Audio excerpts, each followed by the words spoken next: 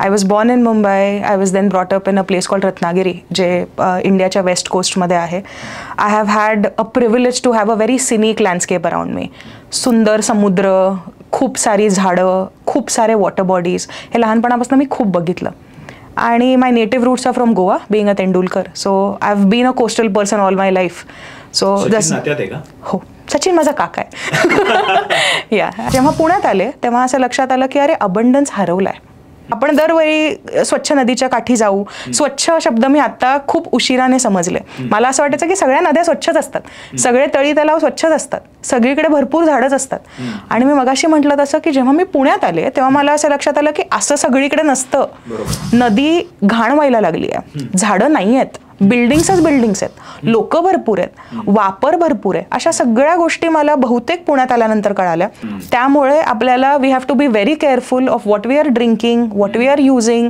R we getting it checked, are we getting it tested, चव वेगळी लागते का, रंग बदललाय का, या सगळ्या छोट्या छोट्या गोष्टींचा विचार लोकांनी केला पाहिजे. पण so we have been working in some areas in Darjeeling, Sikkim, those areas. तर तिकडे लोक अजूनही स्प्रिंग्सचं पाणी डिरेक्टली पितात. मच्छीमारीला जातात किंवा मासेमार असतात ना, ते काळजी घेतात की समुद्रामध्ये ना काही घाण होणार नाही. त्यांच्यामुळे तर बिलकुल होणार नाही. का? कारण त्यांचं रोजचं जे जीवन आहे ना ते त्याच्यावर डिपेंडंट आहे.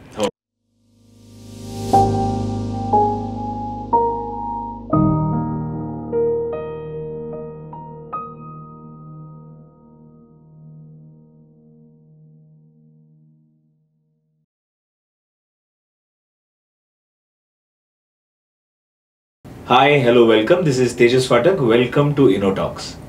Would you be surprised if I tell you that we use 150 liters of water each person per day for various activities during the day? Would you be surprised that there might be a day which will come when borewells will run dry? Neighbourhood मधले नाले, त्यांची पण तीच गत आहे. तुम्ही जेव्हा आसपास तुमच्या नेबरहूडमध्ये चालत जात असाल आणि एखादा नाला असेल किंवा एखादी रिव्हर असेल तर त्याच्या आसपास घाण वास येतो, भरपूर प्लॅस्टिक दिसतं. त्यामुळे we are compromising our water bodies and our ecosystems also. But would you be also surprised that ह्या सगळ्या गोष्टींसाठी एक सोल्युशन आहे. And probably this is why we are sitting here together with Pooja Tendulkar of Lemnion solutions at InnoTalks today. Hi Pooja, welcome. Hi Tejas, thank you so much for inviting me here. I'm very excited. How are you today? I'm very good. I'm looking forward to this because today is World Water Day. Yes. And I'm glad that we are talking about this whole scenario की काय problems आहेत, काय पाण्या related काय problems आपण face करतो इंडियामध्ये आणि इंडियाच्या बाहेर पण. आणि I think what other occasion than world water day to talk about the solution. I remember, that's very true. But you know, even before we jump into a lot of problems and all of that, every guest who comes on InnoTalks spends some time to introduce themselves. Right. In terms of how they got introduced to the trade that they practice. Right. So तुझ्याही केसमध्ये लेमनियन तर झालंच, but how was it? I mean, how was your upbringing? How did you choose to be in the environmental sciences field as such, and how did the road from childhood to now progress? Right. One thing that I keep telling everyone, I don't have a hometown. I was born in Mumbai. I was then brought up in a place called Ratnagiri, जे इंडियाच्या west कोस्टमध्ये आहे. I have had a privilege to have a very scenic landscape around me. सुंदर समुद्र, खूप सारी झाडं, खूप सारे वॉटर बॉडीज, हे लहानपणापासून मी खूप बघितलं. आणि my native roots are from Goa, being a Tendulkar. So I have been a coastal person all my life. So हो, सचिन माझा काका आहे. या I never happen to meet him, but I think if there is a way, because of the work that I do, I would be glad if I get to see him someday. Yeah, so coming back to my childhood, I think मी खूप सुंदर जागा बघितल्यात आणि पाण्याशी खूप जवळचा connect आहे असं म्हणता येईल. आणि त्यामुळे जेव्हा पुण्यात आले तेव्हा असं लक्षात आलं की अरे अबंडन्स हरवलाय. आणि मग विचार झाला की ओके, पाणी असं म्हणता येऊ शकेल. पण अबंडन्स हरवलाय म्हणजे can you quantify it further? काय वाटलं तुला? सो मी जेन्युअनली असं म्हणेन की when you are a kid and when you have access to a lot of nature around you, तू बाय डिफॉल्ट तिथे जातोस. म्हणजे शाळेमध्ये असताना मी लांजा म्हणून एका गावामध्ये शिकले, जे रत्नागिरीपासून पण 30-35 किलोमीटर लांब आहे. तर तिथे ना पिकनिक सोबत वनभोजन अशी कॉन्सेप्ट होती. So they use to take us into nature. आणि तेव्हा मला असं वाटतं की खूप जास्त कनेक्ट आला, की नदीच्या काठी जायचं आणि जेवायचं मित्रमैत्रिणींसोबत, गप्पा मारायच्या. आणि तेव्हा असं व्हायचं की अरे हे तर नॉर्मल आहे ना, म्हणजे आपण दरवेळी स्वच्छ नदीच्या काठी जाऊ. स्वच्छ शब्द मी आता खूप उशिराने समजले. मला असं वाटायचं की सगळ्या नद्या स्वच्छच असतात, सगळे तळी तलाव स्वच्छच असतात, सगळीकडे भरपूर झाडच असतात. आणि मी मगाशी म्हटलं तसं की जेव्हा मी पुण्यात आले तेव्हा मला असं लक्षात आलं की असं सगळीकडे नसतं. नदी घाण व्हायला लागली आहे, झाडं नाही आहेत, बिल्डिंग्सच बिल्डिंग्स आहेत, लोक भरपूर आहेत, वापर भरपूर आहे. अशा सगळ्या गोष्टी मला बहुतेक पुण्यात आल्यानंतर कळाल्या. त्यानंतर मी बरंच कामासाठी फिरले. फॉर्च्युनेटली माझा first job Jim Corbett national पार्कमध्ये होता. सो मला मी परत काय म्हणतात कमी अबंडन्सकडनं परत अबंडन्सकडे गेले. सो ह्या गोष्टी ऑन अँड ऑफ होत राहिल्यात माझ्यासाठी. आणि त्यामुळे मला वाटतं की माझ्यासाठी हे समजणं खूप सोपं होतं की काही ठिकाणी अभाव आहे आणि काही ठिकाणी भरपूर उपलब्धता आहे असं म्हणता येईल. म्हणजे तू शाळेनंतर what did you learn as a graduate course? कारण की we are a country of engineers आणि डॉक्टर्स. प्रत्येक घरी इंजिनियर्स आहेत, डॉक्टर्स आहेत, लॉयर्स आहेत, पण तू एन्व्हायरमेंट मध्ये काहीतरी करतेस. तर तो प्रवास कसा होता? या सो ऑफकोर्स 10वी झाल्यानंतर पुण्यात आले, कारण बरेचसे रिलेटिव्स पुण्यात होते आणि भरपूर दादा जे घरातले आहेत ते इंजिनियर्स आहेत आणि they are majorly into software engineering. कारण तेव्हा एक जवळजवळ 15-16 वर्षापूर्वी कम्प्युटरवर दे वर इन बूम, राईट. सो असं होतं की तू पण कम्प्युटर इंजिनिअरिंग कर, हुशार आहेस तू तर करू शकतेस. सो मला माहिती नव्हतं माझं काय इन्क्लिनेशन आहे, टू बी व्हेरी ऑनेस्ट. सगळ्यात पहिली भीती ही होती की 25 वर्गामध्ये मुलं असताना तू एकदम 125-200 वर्गाच्या क्लासरूममध्ये जातोस.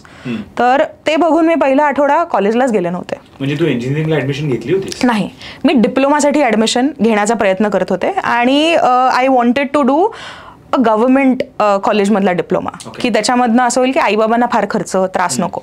अनफॉर्च्युनेटली 40वी जी सीट होती त्याच्यासमोर माझी असं छान खिडकी खाली घेतली की संपले, ॲडमिशन्स भरले. मग वाईट वाटलं. मग असं झालं की यार असं असेल इंजिनिअरिंग तर नको, मग काय करूया. मग तरी घरच्यांचं इन्क्लिनेशन होतं IT तर करू शकतेस ना, 11वी-12वी कर आणि 11वी-12वी नंतर IT घे त्याच्यामध्ये. आणि I scored really well. I used to do decent coding back then. पण तेव्हा मला लक्षात आलं की I have a strong inclination towards biology. आणि कुठेतरी आपलं सुरुवातीचं जे बोलणं झालं ना, अबंडन्स आणि then coming to the city, so तो एक कनेक्ट असतो ना नेचरचा, जो कधी तुटतच नाही. तुला एकदा माहिती आहे ना की झाडाजवळ बसण्याची काय फिलिंग आहे, स्वच्छ पाण्याजवळ बसण्याची काय फिलिंग आहे, तो खळखळता आवाज ऐकणं, तुला ना त्याची अशी एक ॲडिक्शन होतं. You want more of it. So त्यावेळी मला असं रिअलाइज झालं की बायोलॉजीमध्ये ना कुठेतरी ते थोडं तरी कनेक्ट आहे. You go on the field, you get something, मग तू लॅबमध्ये आणतोस, तू स्पेसिमेन्स चेक करतोस. आणि कुठेतरी ना असं बिंबावलं होतं मे बी आजी आजोबांनी वगैरे की सायंटिस्ट खूप भारी असतात. सो मला आधी वाटलं की okay let's become a scientist after 11th and 12th. So त्यामुळे मी बायोटेकला ॲडमिशन घेतली. कारण मी खूप लोकांशी बोलले जे मला म्हणाले की बायोटेकमध्ये भरपूर वेगवेगळे कोर्सेस असतात छोटे छोटे आणि then you have a lot of scope. म्हणजे तुला प्लॅन A पासून Z पर्यंत असे भरपूर ऑप्शन्स असतात. कारण जवळजवळ 14 ते 15 सब्जेक्ट मी एका वर्षात शिकले. आणि so I always wanted to become a scientist. But the moment I entered my first year of graduation, which was of course in Fergusson college, amazing library, amazing teachers, amazing one on one discussions with scientists, मला असं realise झालं की scientist खरंच खूप भारी आहेत. पण if you want to make your point you have to do something on field. असं नाही होणार की तू लॅबमध्ये काहीतरी केलंस आणि आता बूम लोक तुझं उद्यापासून ऐकायला लागले. मग असं झालं की नाही, आपल्याला फील्डमध्ये काहीतरी केलं पाहिजे. आणि that's how I think the whole inclination towards environment slowly started building. Fortunately असं पण झालं की फर्स्ट इयरलाच असताना फर्ग्युसन कॉलेजमध्ये रादर डेक्कन एज्युकेशन सोसायटीची एक फेलोशिप असते, जिथे यू अप्लाय आणि त्याच्यातनं ना तुला थोडेसे पैसे मिळतात, वेर यू कॅन रिसर्च. आणि मला असं झालं अरे हे गंमत आहे. म्हणजे you are just what an 18-19 year old kid and you get money after you finish the project and it happens in summer school. So what did you research? So that's when I got to know about duckweed. So त्यावेळी असं झालं की काहीतरी नवीन करायचं आहे, काहीतरी interesting करायचं आहे. So I started talking to my college professors. आणि फर्ग्युसनचे ओव्हरऑल सगळी जी फॅकल्टी आहे, मग including teaching non teaching, they are amazing. म्हणजे they are meant to be आणि you know they motivate you, they encourage you. So that's how I happen to meet my now co founder आणि then visiting faculty Prasanna Jogdev. Okay. So आम्ही तेव्हा भेटलो पहिल्यांदा आणि that's how this hole process of having this inclination towards environment actually started. But at that point in time, when you were doing those research projects, right. So those research projects were focused on purifying water. Yes. It was always about water. म्हणजे water as a medium, की it needs to be purified. ते जे पहिले influences होते ते Fergusson कॉलेजमध्ये ते करतानाचे झाले. Yes, absolutely. सो मी why did you choose water? Because I mean we have a lot to discuss, but you know I have a very strong memory की काही वर्षांपूर्वी आम्ही अलिबागला गेलो होतो as a family for a vacation. आणि माझा मुलगा 2.5-3 वर्षाचा होता त्यावेळेला, आणि it was his first beach vacation. Right. तू जे मगाशी अबंडन्स म्हणलीस ना, तर त्याच्यानी ती कोर मेमरी अगदी अशी ट्रिगर झाली. कसं का सांगतो, तर अलिबागच्या नायगाव बीचला जेव्हा आम्ही गेलो तेव्हा तिथे एक मोठा स्टील प्लांट आहे, आणि ते स्टील प्लांट आहे आणि तिकडची जी ती सगळी रेत आहे, म्हणजे द सँड आहे बीचवरची, ती पूर्ण सँड ही काळी आहे.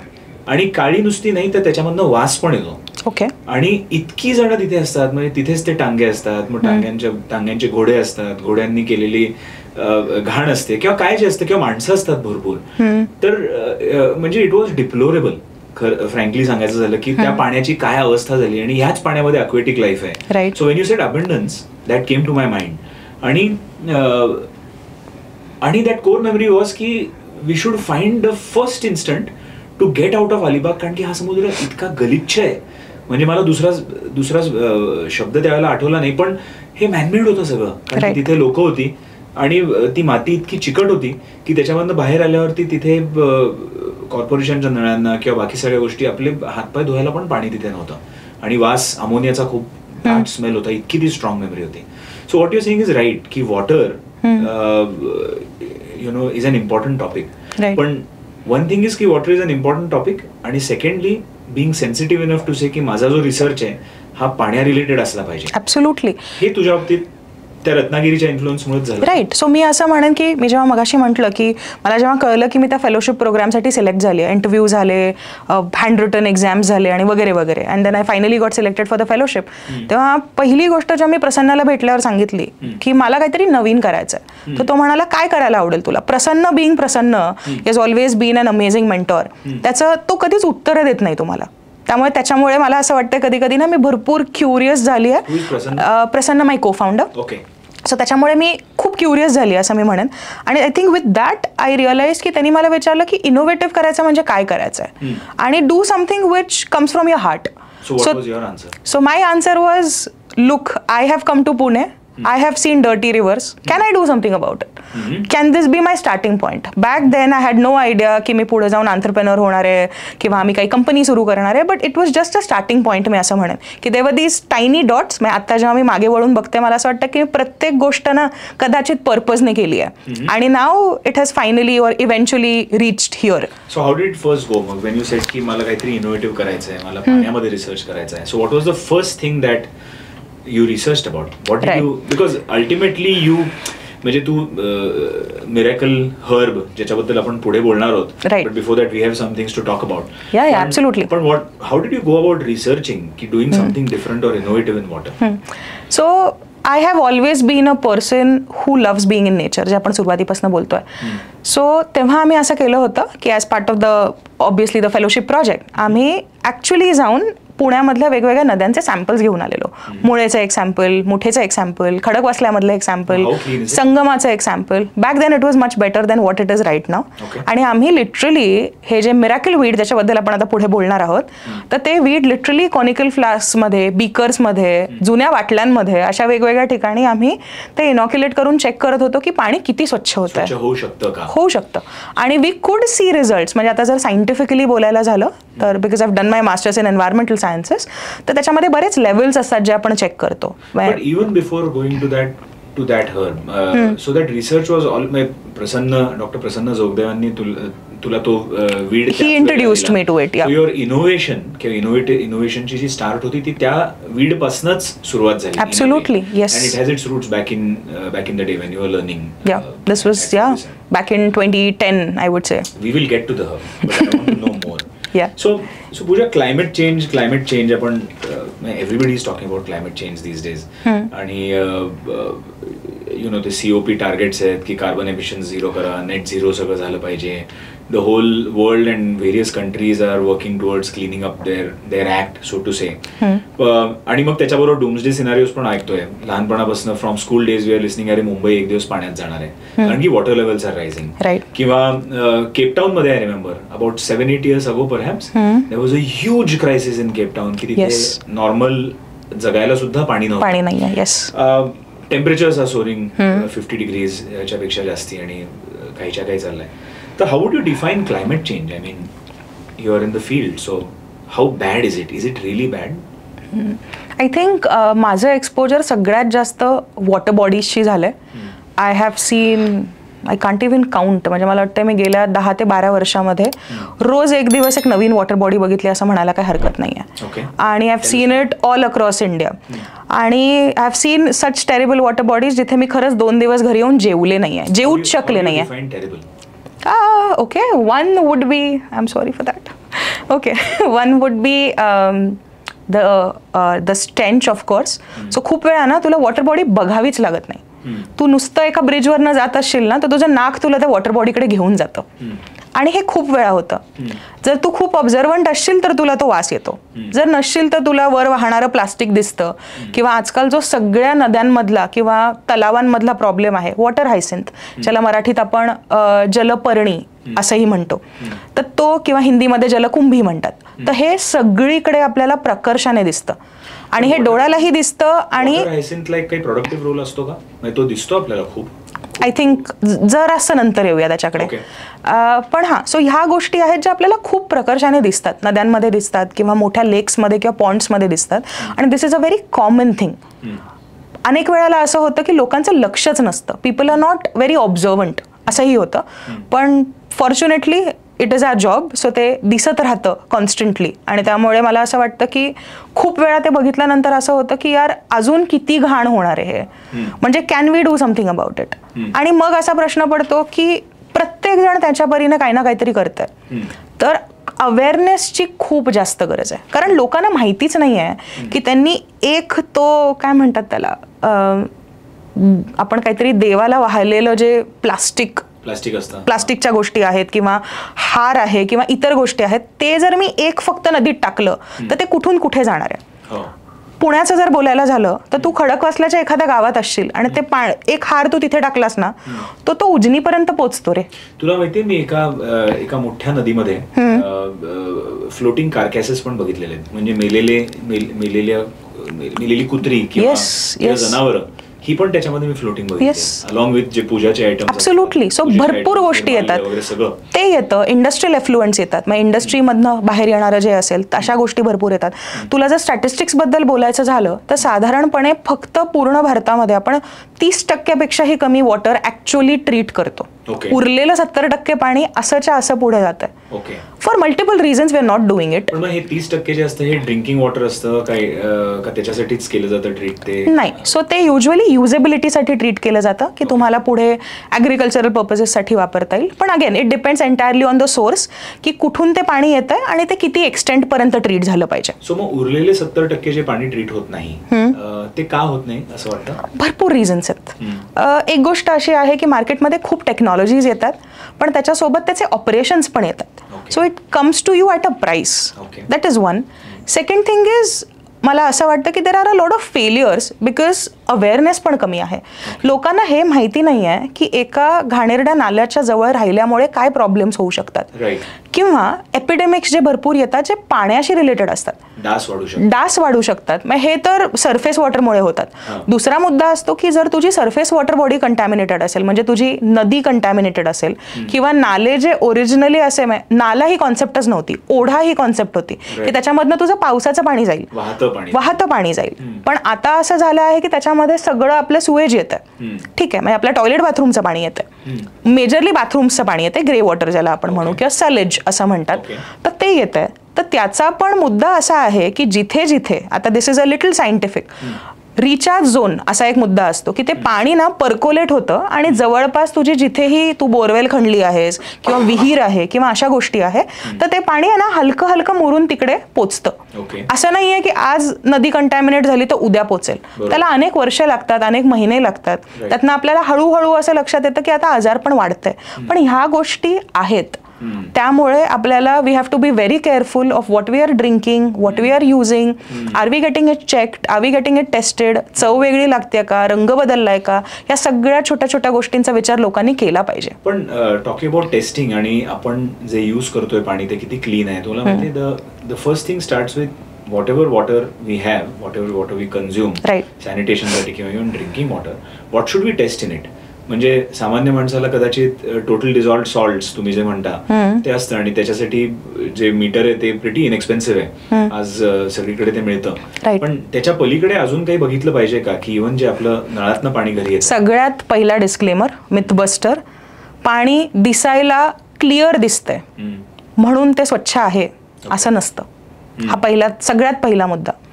सो कधी कधी असं होतं की तुम्ही प्रत्येक वेळी लॅबमध्ये ते पाठवू शकत नाही, साहजिक आहे. पण जे काही बेसिक गोष्टी आहेत, जसं आपण आता बोललो की पिण्यायोग्य आहे का हे बघण्याचे जे बेसिक पॅरामीटर्स असतात ते तुम्ही घरी केले पाहिजेत. सगळ्यात पहिले मुद्दा असतो की कुठला वॉटर प्युरिफायर लावायचा, इथपासून सुरुवात असते की प्रत्येक वेळी आरओ लावायची आवश्यकता नसते. प्युरिफायरची गरज आहे, आम्ही तो कॉर्पोरेशनचं पाणी पितो असलेलं चांगलं असतं, वॉटर प्युरिफायर असलेलं. येस, म्हणजे यू डोंट ट्रस्ट द, म्हणजे प्युरिफाय झालेलं पाणी नळात स्वच्छ नसतं, तसं नाहीये. There is a lot of transport that happens, right. So मध्ये काही असू शकतं. आणि मी हा पण विचार करते रे की बिचारे कर्मचारी काय काय करतील. नाही, कर्मचारी नाही, म्हणजे बघ ना, मध्ये जीबीएस जे मोठं आलं होतं त्याच्यावरती खूप सारे सस्पेशन्स होते की सुएज मधलं पाणी ड्रिंकिंग वॉटर मध्ये आलं, किंवा मग चिकनच्या फॅक्टरी मधलं जिथे बर्ड्स कल केले जात होते ते तिथनं काहीतरी. सो आयडियली असं खूप कंटॅमिनेशन होऊ शकतं. आयडियली येस पॉसिबिलिटी असलेला सगळ्यात योग्य. सो आपण युजली असं म्हणतो ना preventive measures. So I think this is one of the preventive measures की आपल्याला हे माहिती असतं की आपला जो सोर्स आहे पाण्याचा तो शुअर आहे, म्हणजे आपण जे पिणार आहोत पाणी ते अगदी योग्य आहे याची खात्री असते आपल्याला. आपल्याकडे त्याचे कागदपत्र असतात जे आपल्याला त्या वॉटर प्युरिफायर कंपनीने दिलेले असतात. So I think we are rest assured की हां, हे पाणी मी आनंदाने व्यवस्थित पिऊ शकतो and this is safe to drink. Safer than safe असं म्हणू आपण. Yes, absolutely. पण मग तू आरओ, यूव्ही, यूएफ असं काहीतरी सांगत होतीस. येस. सो अजून एक मुद्दा असा असतो जो कदाचित खूप लोकांना माहिती नसतो. त्यातले दोन मुद्दे मी कायम सांगते, खूप ठिकाणी सांगते. पहिला मुद्दा पिण्याच्या पाण्याचा, की कुठल्या पाण्याला आरोची गरज आहे.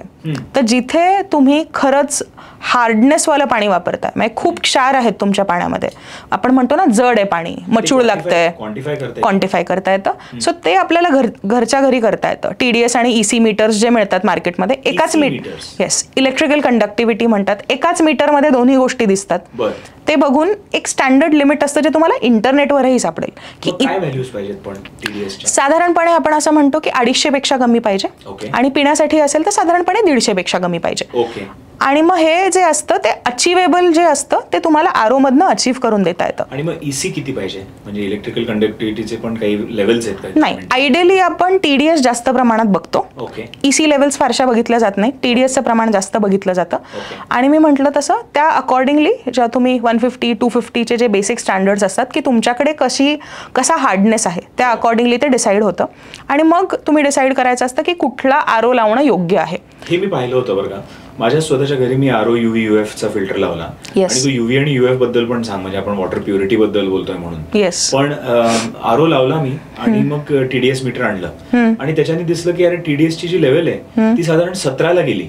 मग मला तेव्हा कळलं की पुण्याच्या जे कॉर्पोरेशन पाणी देतं पुण्याचं, त्याचं जे पाण्याचा जो TDS आहे तो साधारण 35 ते 37च्या आसपासचा आहे, विच इज बेटर. त्या 17ला जेव्हा तो गेला ना तर the water started to taste very very different. म्हणजे I don't want to say acidic, कारण की मी त्याची pH लेवल कधी चेक केली नाही, पण त्याची टेस्ट इतकी बदलली की ते पिण्याला योग्य नव्हतं.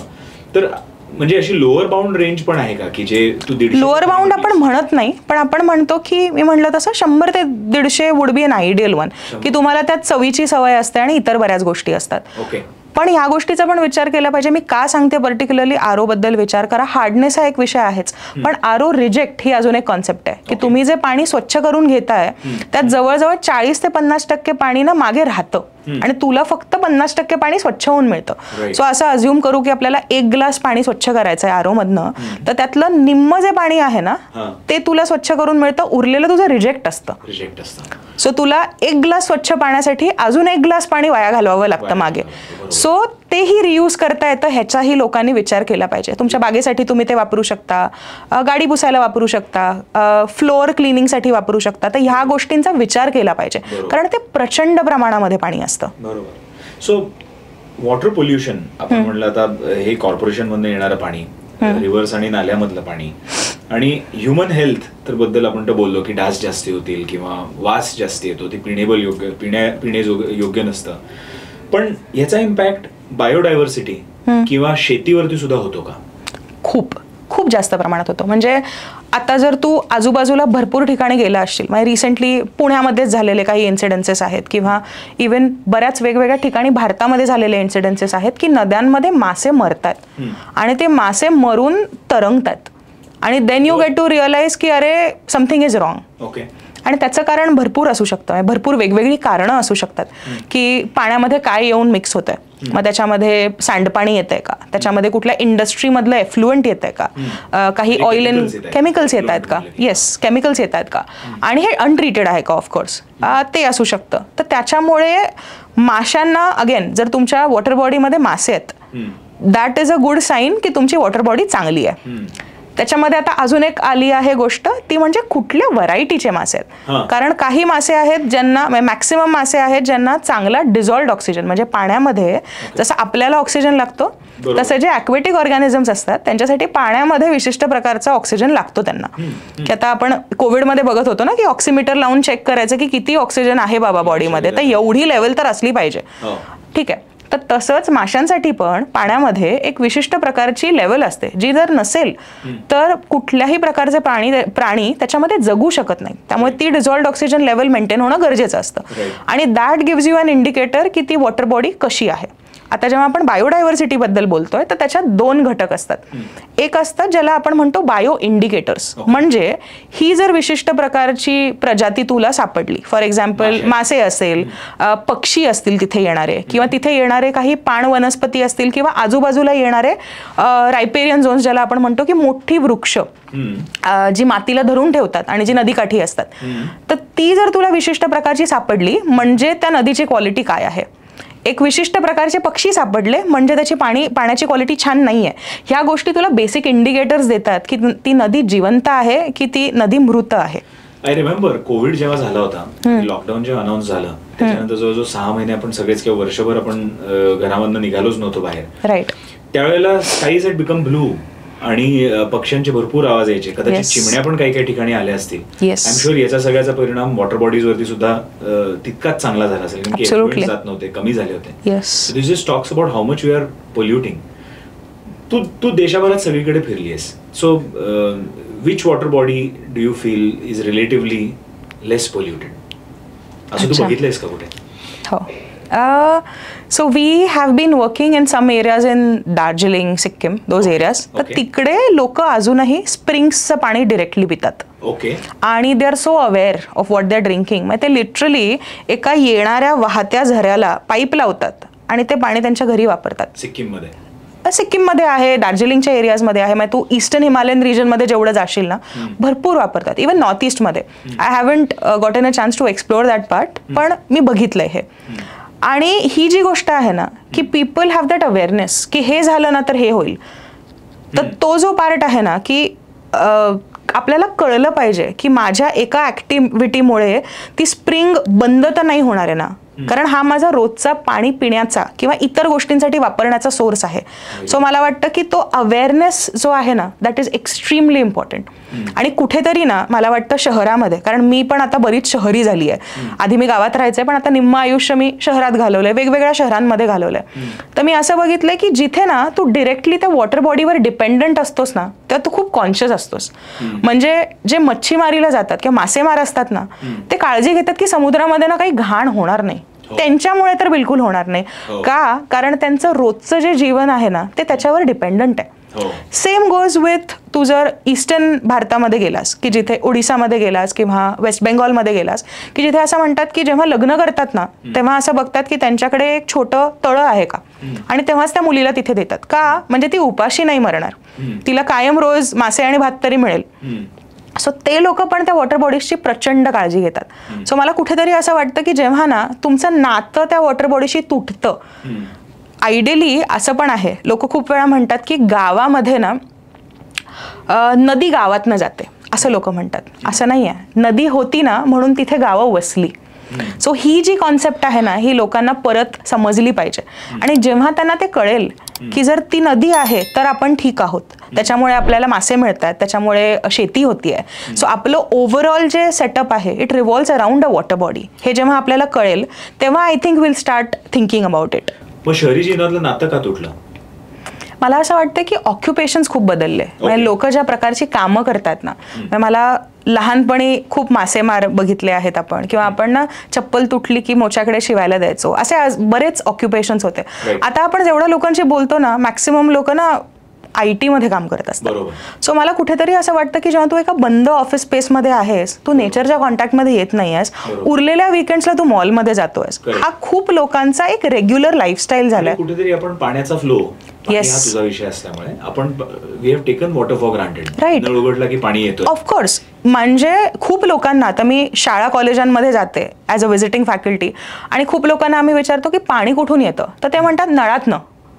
सो त्यांना पाण्याचे सोर्सेस माहितीच नाही आहेत. सो ती गोष्ट खूप महत्वाची आहे की सरफेस वॉटर बॉडीज वेगळ्या असतात, म्हणजे तळी, तलाव, नद्या, ही एक कॉन्सेप्ट असते. मॅनमेड वेगळे असतात, नॅचरल वेगळे असतात. त्यानंतर मग जमिनीच्या खाली पण पाणी असतं. तर हे सोर्सेस माहिती असणं खूप इम्पॉर्टंट आहे, कारण मग तुम्हाला कळणार आहे की ते कसं केल्यानंतर कंटॅमिनेट होणार आहेत आणि जे आपण नाही केलं पाहिजे. पूजा, या सगळ्या बेसिक्स वरती आपण ह्याकरता टच केलं कारण की युअर स्टोरी फॅसिनेट्स मी. म्हणजे खरं तर पूजा तेंडुलकर हे नाव किंवा डॉक्टर प्रसन्न जोगदेव हे नाव मला तेव्हाच कळलं जेव्हा एका मोठ्या सोशल मीडिया आउटलेटनी डकवीडचा वापर तुम्ही कसा केला आणि त्याच्याने प्युरिफिकेशन पाण्याचं कसं केलं, रिज्युविनेशन कसं केलं, ते मी वाचलं होतं. पण आता आपण तिकडे येऊच, पण ह्या सगळ्या रिसर्चमधनं, ह्या सगळ्या तुझ्या स्ट्रॉंग इन्क्लिनेशनमधनं की पाणी प्युअर करण्याच्या लेमनियन सोल्युशन्सचा जन्म कसा झाला? What does Lemnion do? Right, when did you decide की लेमनियन आता चालू केली पाहिजे as an organisation? Right. So आपण सुरुवातीला जे बोललो ना की मी कॉलेजला असताना जेव्हा रिसर्चमध्ये काम करायला सुरुवात केली तेव्हा असं झालं की प्रसन्न आणि मला दोघांना रिअलाईज झालं की कुणीतरी एकाकडे एक स्किल सेट पाहिजे आणि दुसऱ्या व्यक्तीकडे एक स्किल सेट पाहिजे जर आपल्याला एकत्र काही करायचं असेल तर. पहिली सुरुवात अशी होती की we were amazing as a team. आम्ही एकत्र ना खूप उत्तम काम करायचो आणि असं व्हायचं की ही वॉज अ सिनियर, त्यामुळे त्याला बऱ्याच गोष्टी माहिती होत्या. तो UK मधनं मास्टर्स करून आला होता आणि जेव्हा त्यांनी मला नवीन गोष्टींसोबत इंट्रोडक्शन्स करून दिले, duckweed was one of it, तर त्यावेळी असं लक्षात आलं की त्याच्यासाठी हायर डिग्री अचीव्ह करणं कंपॅरेटिव्हली इझी आहे कारण तो काही वर्ष माझ्यापेक्षा मोठा आहे. मग मी काय करू शकते, तर I had a good hands on in the laboratory आणि इन द फील्ड. सो असं ठरलं की he will get his PhD done, I will finish my masters जिथे मी डकवीडचं काम कंटिन्यू रिसर्च करत राहीन आणि I have done a lot of research in 5 years of my graduation आणि मास्टर्स. ऑफकोर्स प्रसन्न. So प्रसन्न जेव्हा UK मध्ये होता त्यावेळी त्यांनी तिथे डकवीडवर काम केलेलं, तेव्हा त्यांनी डकवीड वॉटर ट्रीटमेंट हा ऍस्पेक्ट एक्सप्लोर केला नव्हता, तेव्हा तो तिथे स्टार्चसाठी काम करायचा. येस, सो बेसिकली बायोफ्युल्स आणि सेकंड जनरेशन फ्युल्स अशी एक कॉन्सेप्ट ना तेव्हा खूप ट्रेंडिंग होती. म्हणजे इथेनॉल आणि ह्या गोष्टी ना तेव्हा अजूनही आहे, पण त्यावेळी ना it has just started.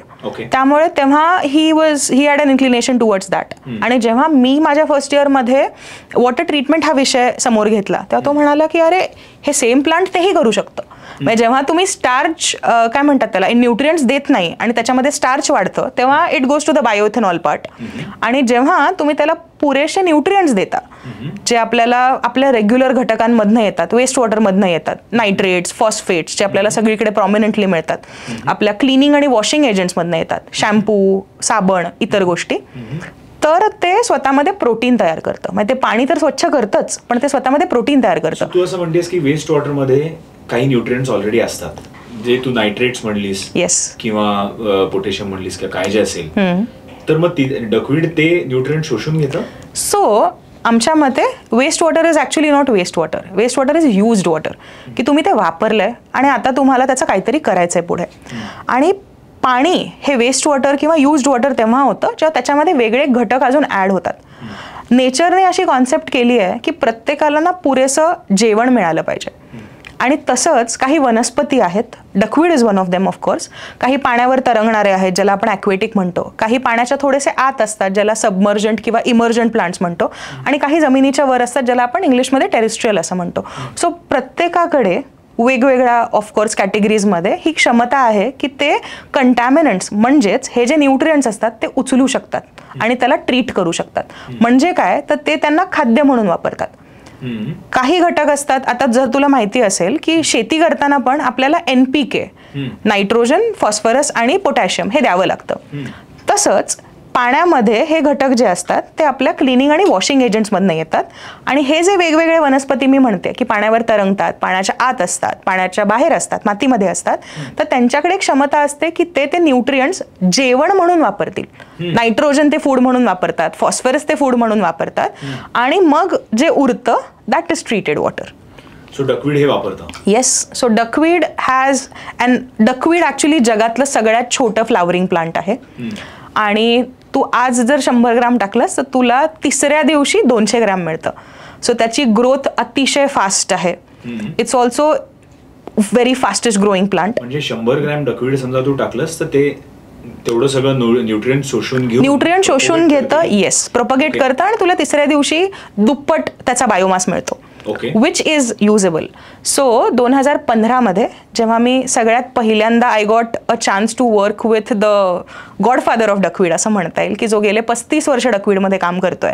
Has done a lot of work in duckweed. I happen to be working with him as a lead biologist. So his name is Paul Skillicorn. So Paul Skillicorn सोबत मी एखादा वर्ष काम केलं, ज्याच्यामध्ये आम्ही actually waste वॉटरमध्ये duckweed grow केलं. It is like a proper water treatment system. आणि त्या वॉटर ट्रीटमेंट सिस्टममध्ये असं करत होतो की पाणी वाहायचं एका पर्टिक्युलर पद्धतीने, आणि इट वॉज ऑल इंजिनियर्ड. असं नाही आहे की नुसतं वाहत होतं, डकवीड टाकलं आणि आता चला उद्यापासून पाणी स्वच्छ झालं, असं नव्हतं. So it was done in a particular way, engineered वेने ते केलं होतं. तर त्या पर्टिक्युलर पद्धतीने जेव्हा पाणी वाहायचं त्याच्यावर वेगवेगळ्या स्पीशीजचे डकवीड ग्रो व्हायचे. आता duckweed is not native. Yes, I am coming there. Yes. So basically duckweed is not native to India. पण आता अशा बऱ्याच स्पीशीज आहेत, जवळजवळ 4 ते 5 स्पीशीज आहेत ज्या तुम्हाला फक्त भारतात मिळतात. म्हणजे त्यातल्या 1 ते 2 स्पीशीज आहेत ज्या एशियन सबकॉन्टिनेंटमध्ये मिळतात, आणि एखादी व्हरायटी जी आहे ती तुला फक्त इंडियामध्येच मिळते. सो त्यामुळे it has become so use to the Indian weather conditions की आता ते ऑलमोस्ट इंडियनाइजच झालंय असं म्हणता येऊ शकेल. सो तेव्हा आम्ही काय करायचो, आम्ही डकवीड स्पेसिफिकली कल्चर करायचो. ते कल्चर करून मग त्या डकवीडला ॲक्लिमटायझेशन असं म्हणतात, की त्या झाडाला पण त्या वातावरणाची सवय झाली पाहिजे ना, त्याच्याशिवाय ते काम कसं करणार. त्यामुळे मग तसं करून ते डकवीड त्याच्यामध्ये इनॉक्युलेट व्हायचं, म्हणजे काय तर त्याच्यामध्ये जायचं, आणि ते झाल्यानंतर मग ती वॉटर ट्रीटमेंटची प्रोसेस सुरू व्हायची. मग असं इमॅजिन कर की एक खूप मोठी टाउनशिप आहे. त्या टाउनशिपचं रोज जे काही टॉयलेट आणि बाथरूमचं पाणी आहे ते एका मोठ्या तलावात येऊन थांबतंय, आणि त्याच्या पुढे मग आम्ही अशा वेगवेगळ्या शेप्समध्ये चरी खणल्या होत्या. This is all nature based solutions. आपण नैसर्गिक पद्धतीने हे करतो. आणि मग त्याच्यावर असं सुंदर डकवीडची पूर्ण लेअर आहे भरपूर ठिकाणी, आणि मग ते डकवीड जे आहे त्या वेस्ट वॉटरमधले सगळे घटक पिक करतंय. आधी नायट्रोजन पिक करतंय जे तुझ्या साबणामधनं शॅम्पूमधनं येतंय, त्यानंतर फॉस्फरस पिक करतंय जे अजून परत तुझ्या वेगवेगळ्या क्लिनिंग आणि वॉशिंग एजंट्समधनं येतंय, आणि मग ते स्वतःमध्ये प्रोटीन तयार करतंय. आणि किती प्रमाणामध्ये करतंय, असं साधारणपणे सोयाबीन इतकं, म्हणजे वेट पर वेट 45 ते 50% प्रोटीन तयार करतंय. बेस्ट पार्ट अबाउट इट की ह्या पाण्याचे सगळे सोर्सेस आम्हाला माहिती होते. आम्हाला हे माहिती होतं की ह्याच्यामध्ये हेवी मेटल्स येत नाही आहेत. We use to get it tested. आम्हाला हे माहिती होतं की काही टॉक्सिक एलिमेंट्स येत नाही आहेत, ते पण आम्ही लॅबमध्ये टेस्ट करत होतो. आणि म्हणून आम्ही ते जे डकवीड होतं जे पाण्याला स्वच्छ केल्यानंतर आम्ही हार्वेस्ट करायचो किंवा काढून घ्यायचो, ते ॲनिमल फीड म्हणून वापरलं होतं. आणि त्यातनं इतके अमेझिंग रिझल्ट्स आम्हाला आलेत की सो हे तुझ्या फर्स्ट कुठल्या जे प्रोजेक्ट तू करत होतीस लेमनियन स्टार्ट करायच्या आधी डकवीड तू येस सो तिथनं लक्षात आलं की अरे प्राण्यांना खूप आवडतंय, दुधाच्या क्वालिटीमध्ये आणि क्वांटिटीमध्ये साधारणपणे 30 ते 40% फरक होतोय, त्यामुळे शेतकऱ्यांना खूप फायदा होतोय. The project got over particular time period साठी पर डे. येस ज्या गाई दूध येस ते साधारणपणे 30% फरक दिसत होता, बोथ इन क्वालिटी आणि क्वांटिटी. आम्ही त्या गोष्टी टेस्ट करत होतो, चेक करत होतो. आम्ही वेटनरी इन्स्टिट्यूट सोबत तिथे काम करत होतो उत्तर प्रदेशमध्ये, त्यामुळे ह्या गोष्टी आम्ही बघितल्या होत्या. आणि मग असं रिअलाइज झालं की अरे बाहेरच्या देशातले लोक येऊन आपल्या इथे काम करतात, केवढं पोटेन्शियल आहे कामाचं. सो जे कॉलेजमध्ये असताना छोटे छोटे ना असे डॉट्स होते की आपल्याला काहीतरी एकत्र प्रसन्न तू आणि मी केलं पाहिजे, we are good as a team. तर ती गोष्ट मला असं वाटतंय की त्या प्रोजेक्ट नंतर ना थोडी स्ट्रॉंग झाली की we should take this plant ahead आणि we should see how we can treat water using it. आणि म्हणून कंपनीचं नाव पण लेमनिऑन असं दिलं की लेमनाचं जे फॅमिली नेम आहे, सायंटिफिक नेम आहे, it comes from Lemnaceae family. So Lemnaceae वापरून दिलेले सोल्युशन्स म्हणून आम्ही लेमनिऑन हे नाव सुरू केलं. डकवीडची फॅमिली. येस, डकवीडची फॅमिली. बट अर्थात आता त्याच्यानंतर आम्हाला लक्षात आलं की अजून भरपूर एक्सप्लोरेटरी मेजर्स आहेत, म्हणून आता आम्ही असं म्हणतो की लेमनिऑनमध्ये आम्ही नेचर बेस्ड सोल्युशन्सवर काम करतो, particularly for waste water related problems.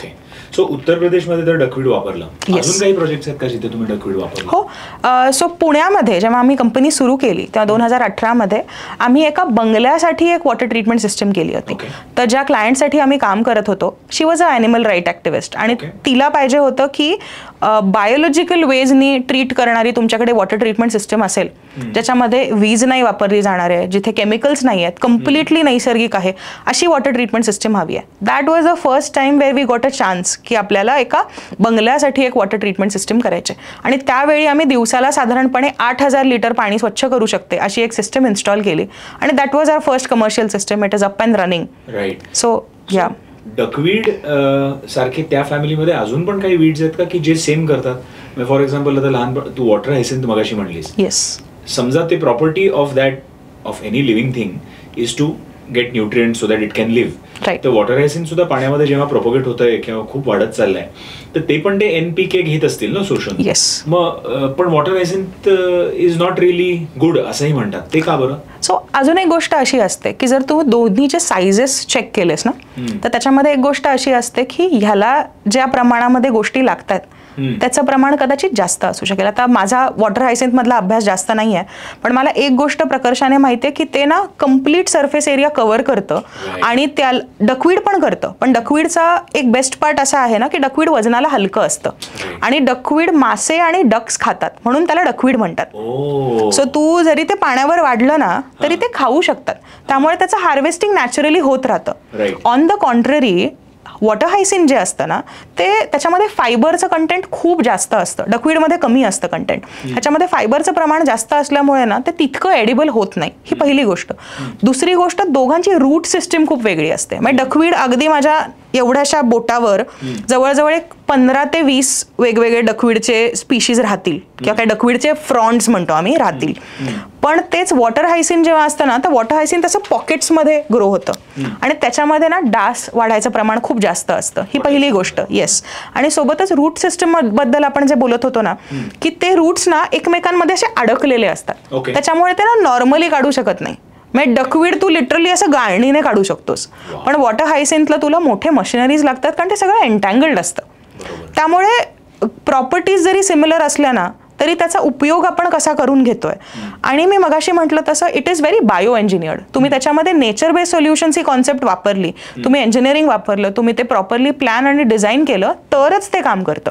म्हणजे डकवीड असं तू बघितलंस ना तर वॉटर हायसिंथ सारखं खूप ठिकाणी वाढतं, ते हलकं हलकं पाणी ट्रीट पण करतं. पण जेव्हा तू एक particular water treatment efficiency maintain करायचा प्रयत्न करतोयस की आता मला ना याचा जो घटक आहे तो 100% घाणपासून साधारणपणे एक 50% कमी करायचा आहे, तेव्हा तू विशिष्ट प्रकारचे स्पीशीज वापरतोस जे कल्चर्ड असतात, तू विशिष्ट प्रकारच्या जागेमध्ये ते वाढवतोस, तू पाण्याचा फ्लो तसा मेंटेन करतोस, अशा भरपूर गोष्टी असतात. So it is done in a very planned way. तुझे मगाशी 8,000 लिटर पर डे पाणी प्युरिफिकेशनचं प्लांट म्हणलीस ना, तर तिथे एक प्रश्न असा आला होता की डकवीड बेस्ड ते जरी सोल्युशन असलं तरी was duckweed in itself the solution का was it a part of an entire solution जे तुम्ही बनवलं? राईट. सो त्याच्यात अजून एक गोष्ट अशी असते की प्रत्येक ठिकाणी आपण एकच टेक्नॉलॉजी नाही वापरू शकत. सो मी असं म्हणेन की आता लेमनिऑनकडे ना एक टूल किट आहे ज्याच्यामध्ये वेगवेगळे नेचर बेस्ड सोल्युशन्स आहेत. त्याच्यामध्ये डकवीड सोडून अजून वेगवेगळे वनस्पती आहेत, मातीचे काही घटक आहेत, दगडांचे काही घटक आहेत, अशा भरपूर वेगवेगळ्या गोष्टी आहेत. सो त्या ठिकाणी आम्ही डकवीड वापरलं कारण आम्हाला ते योग्य वाटलं. पण प्रत्येक ठिकाणी आम्ही डकवीड वापरूच असं नाही. काही ठिकाणी आम्ही वेगळे वनस्पती वापरलेत. दुसरी गोष्ट अशी आहे की आता हे झालं एका सिस्टीमबद्दल, म्हणजे एक घर आहे किंवा एखादी शाळा आहे, कॉलेज आहे, तर तिथे आपण ही पद्धत करू शकतो कारण ते सगळं कन्स्ट्रेंड क्लोज एन्व्हायरमेंटमध्ये होत असतं. पण हेच जर एका वॉटर बॉडीसाठी करायचं असेल ना तर त्याचा अप्रोच कम्प्लिटली वेगळा असतो. अजून एक गोष्ट मला सांगायची आहे. तू मगाशी म्हणालास की एक रील व्हायरल झालं किंवा आम्ही इंटरनेटवर होतो ते तू बघितलंस आणि यू अप्रोच्ड अस. ही गोष्ट ना मला प्रकर्षाने सगळ्या ऑडियन्सला सांगायची आहे की there is no miracle weed, there is no miracle in life. It is always a planned logical guess किंवा अ नॉलेजेबल थिंग. की मी माझं मास्टर्स केलं एखाद्या विषयामध्ये, मी त्याचा अभ्यास केला, मी म्हणेन 15 वर्ष डकवीडमध्ये काम करते, प्रसन्न बरेच वर्ष काम करतोय, पॉलकडनं मी भरपूर गोष्टी शिकले. तर ह्या गोष्टींचा अभ्यास करून ना आम्ही ठरवतो की काय करायचं काय नाही करायचं. असं नाही करत की मूठभर डकवीड घेतलं, एक तलाव घाण दिसतोय तर त्याच्यात टाकून आलो, आता आम्ही 15 दिवसांनी येतो, हा तलाव छान झालेला असेल, असं नसतं. त्याच्यामध्ये पूर्ण प्रोसेस असते. आपल्याला सर्वेस करावे लागतात, हे समजून घ्यावं लागतं की तिथे प्रॉब्लेम्स काय आहेत, त्याप्रमाणे त्याचे सोल्युशन्स कसे द्यायचे. प्रत्येक वेळी डकवीड वापरूच असं नाही. कधी कधी डकवीड आपण नाही वापरणार कारण ते तिथे योग्य नाही आहे, ते वाहून जाईल. त्यामुळे मग तिथे वेगळे वनस्पती वापरू शकतो का की जे ते कंटॅमिनंट्स काढेल. दुसरी गोष्ट असते जी आम्ही बिलीव्ह करतो विच इज बायोजॉग्राफिक झोन्स, की तू भारतामध्ये कुठे आहेस. जर तू लडाखमध्ये असशील ना तर तिकडचे वेदर कंडिशन्स वेगळे आहेत. तू तमिळनाडूमध्ये असशील तर तिकडचे वेदर कंडिशन्स वेगळे आहेत. कोस्ट रिजन घेतलेस तर ईस्टर्न कोस्ट वेगळा आहे, वेस्टर्न कोस्ट वेगळा आहे. तर त्या गोष्टी समजून घेणं आणि मग सोल्युशन्स देणं हे योग्य राहतं. त्यामुळे again going back to the mythbuster की duckweed is not the only solution. It comes with an entire set of experiences आणि solutions. So in a typical project let us say, आता पुण्यामध्ये मी अजून एक फोटो बघितला होता तुमचा जिथे तुम्ही पुण्यामधला एक नाला किंवा नदीचा काठ कुठला तरी पुण्यामध्ये होतं का कदाचित बाहेर असेल, पुण्याच्या बारामतीच्या जवळ वगैरे कुठेतरी असावं, तर तो तुम्ही प्युरिफाय केला होता किंवा रिज्युनेट केला होता. आता तू जसं म्हणलीस की duckweed is not an end all thing की मुठभर डकवीड घेतलं तिथे ठेवलं आणि पाणी प्युरिफाय झालं. तर टिपिकल प्रोसेस काय असते जेव्हा तुम्ही एखादा नाला बघता, राईट, किंवा एखादी घाण रिव्हर बघता, तर ती कशी प्युरिफाय करता तुम्ही? ठीक आहे. सगळ्यात पहिला अप्रोच असा असतो ना की क्लायंटनी सांगितलं हे स्वच्छ करायचं आहे, तर that is not the ideal site location. Ideal site location ते असतं जिथे प्रदूषणाचा उगम होतोय.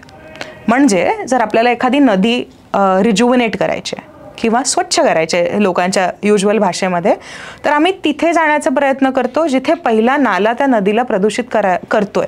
सो एखादी नदी असते आणि एखादी व्यक्ती जर ज्यांनी आम्हाला फोन केला की आम्हाला ह्याच्यावर काम करायचं आहे आणि तो 20 किलोमीटरचा स्ट्रेच जर असेल आणि त्याच्यामध्ये शेवटच्या 5 किलोमीटरच्या जवळपास राहत असेल, तर असं नाही करतायत की माझ्या घराच्या मागणं जात आहे तर हे स्वच्छ करा. आपल्याला तिथे जावं लागतं जिथे प्रदूषणाचा उगम आहे. का? कारण जर तू खाली काम केलं, ज्याला आपण डाऊनस्ट्रीम म्हणतो, आणि अपस्ट्रीम वरनं म्हणजे वरनं कायम घाण पाणी येतच राहिलं किंवा इतर भरपूर गोष्टी येतात, प्लास्टिक तरंगणारे येतं, आम्हाला तर लिटरली सोफा सेट्स, मोठे टेडी बेअर्स, अशा भरपूर गोष्टी वाहून आलेल्या मिळाल्यात, तर तुझ्या कामाचा उपयोग होत नाही, त्याचा इम्पॅक्ट दिसत नाही. त्यामुळे आपली साईट सिलेक्शन आणि साईट लोकेशन आयडेंटिफिकेशन हे खूप इम्पॉर्टंट राहतं त्या केसमध्ये. त्यामुळे आयडियल प्रोसेस अशी असते की लेट्स से एक नदी आहे, तर आम्ही असं म्हणतो की त्या नदीला येणारे जे नाले आहेत ना, जे प्रदूषित आहेत, त्याच्यावर काम करणं गरजेचं आहे. म्हणजे स्वच्छ पाणी नदीकडे येत राहील आणि नदीला लगेच हात लावण्याची काही आवश्यकता लागणार नाही. कारण ही अजून एक बिलीफ आहे माझी, जी अगेन मी प्रत्येक ठिकाणी बोलते, की तुम्ही एखाद्या ठिकाणचा ना दगड उचलला तर तुम्ही फक्त दगड उचलत नाही, तुम्ही तिकडची मायक्रोबायोलॉजी बदलता, तुम्ही तिकडची जिओलॉजी बदलता, तुम्ही तिकडची झुऑलॉजी बदलता, भरपूर गोष्टी बदलतात. तिथे पडणारा पाऊस ना तेवढ्या भागामध्ये थोडासा वेगळा पडेल आणि त्याच्या आजूबाजूला वेगळा पडेल. त्यामुळे ह्या ज्या छोट्या छोट्या गोष्टी आहेत ना, ह्या मी गेल्या काही वर्षांमध्ये शिकली आहे, ज्याला आम्ही होलिस्टिक अप्रोच असं म्हणतो किंवा मल्टीडिसिप्लिनरी अप्रोच म्हणतो. की माझा विषय जरी पाणी असेल ना, तरी मी एखाद्या घटकाकडे बघतीये जेव्हा, तेव्हा इतर घटक पण बघणं गरजेचं आहे. म्हणजे नदी ही एक इकोसिस्टम आहे, त्याच्यामध्ये पाणी आहेच, पण त्याच्यामध्ये बायोडायव्हर्सिटी आहे, त्याच्यामध्ये मायक्रोबायोलॉजी आहे, त्याच्यामध्ये हायड्रोजिओलॉजी आहे, त्याच्यामध्ये हायड्रॉलॉजी आहे, त्याच्यामध्ये असे अजून भरपूर वेगवेगळे घटक आहेत जे आपण मिस करतो आणि ते बघणं अत्यंत महत्त्वाचं असतं. त्यामुळे काम करताना हा भाग सगळ्यात पहिल्यांदा येतो, ज्याला आपण बेसलाईन सर्वे म्हणतो, की ह्या सगळ्या गोष्टी समजून घेणं. आणि मग महत्त्वाचा मुद्दा येतो ते म्हणजे लोकल स्टेक होल्डर्स, म्हणजे तिथे राहणारी वेगवेगळ्या प्रकारची लोक, की दुकानदार असतील, पॉलिटिशियन्स असतील, NGOs असतील, ॲक्च्युली तिकडचे रहिवासी असतील, शेतकरी असतील, मासेमार असतील, भरपूर वेगवेगळ्या कम्युनिटीज असतात. ह्या लोकांशी बोलून समजून घेणं की नक्की प्रॉब्लेम काय. खूप वेळा काय होतं ना, आपण घरून ठरवून येतो की नदी घाण आहे ना, म्हणजे हे प्रॉब्लेम्स असतील, हे मी कुठेतरी एका वेगळ्या देशात बघितलं, हे मला खूप दिवस झाले करायचंच होतं, चला इथे करून टाकतो. असं होत नाही. It has to be specific to that location.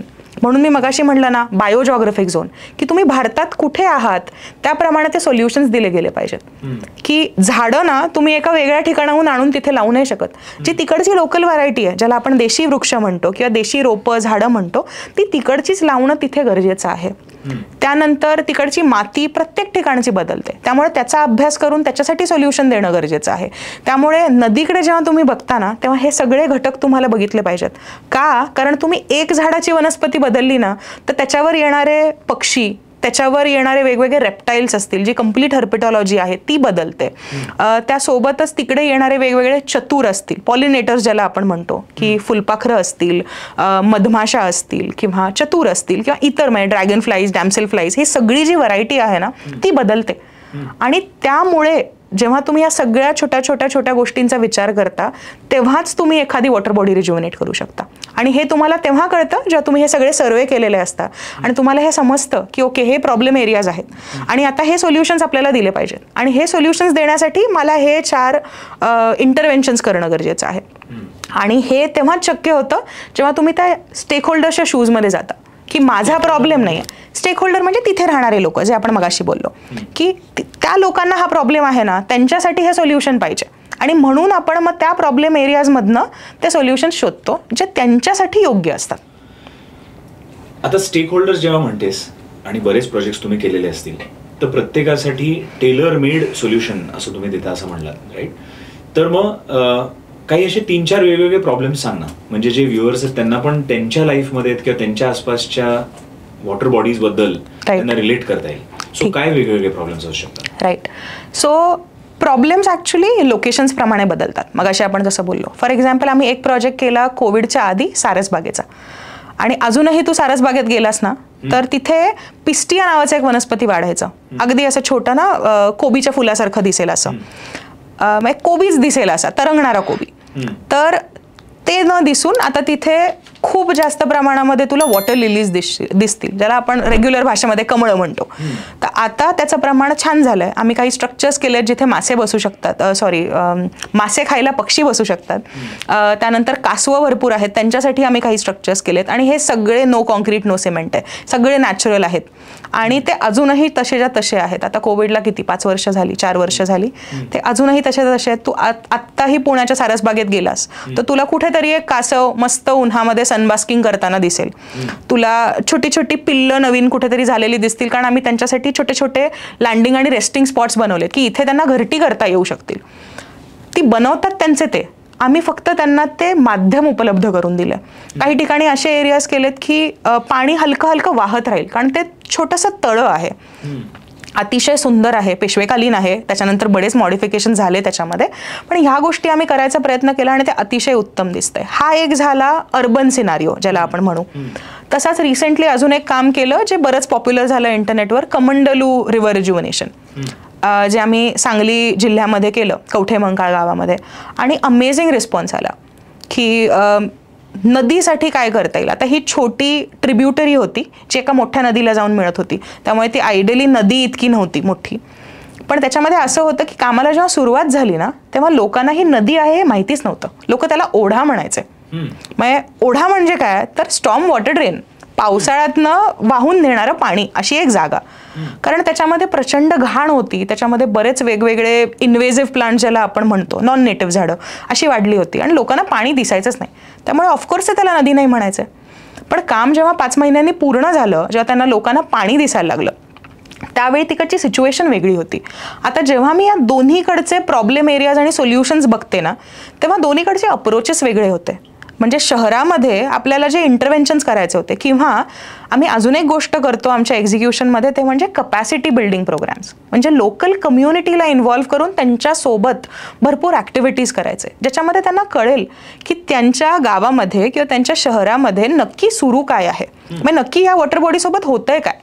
आणि मग ते व्हॉलंटियर्स म्हणून येतात किंवा आपल्यासोबत काम करतात. तर तेव्हा त्यांना हा एक भाग कळतो की वॉटर बॉडी रिज्युव्हनेशन हे वॉटर बॉडी क्लिनिंगपासून वेगळं कसं आहे.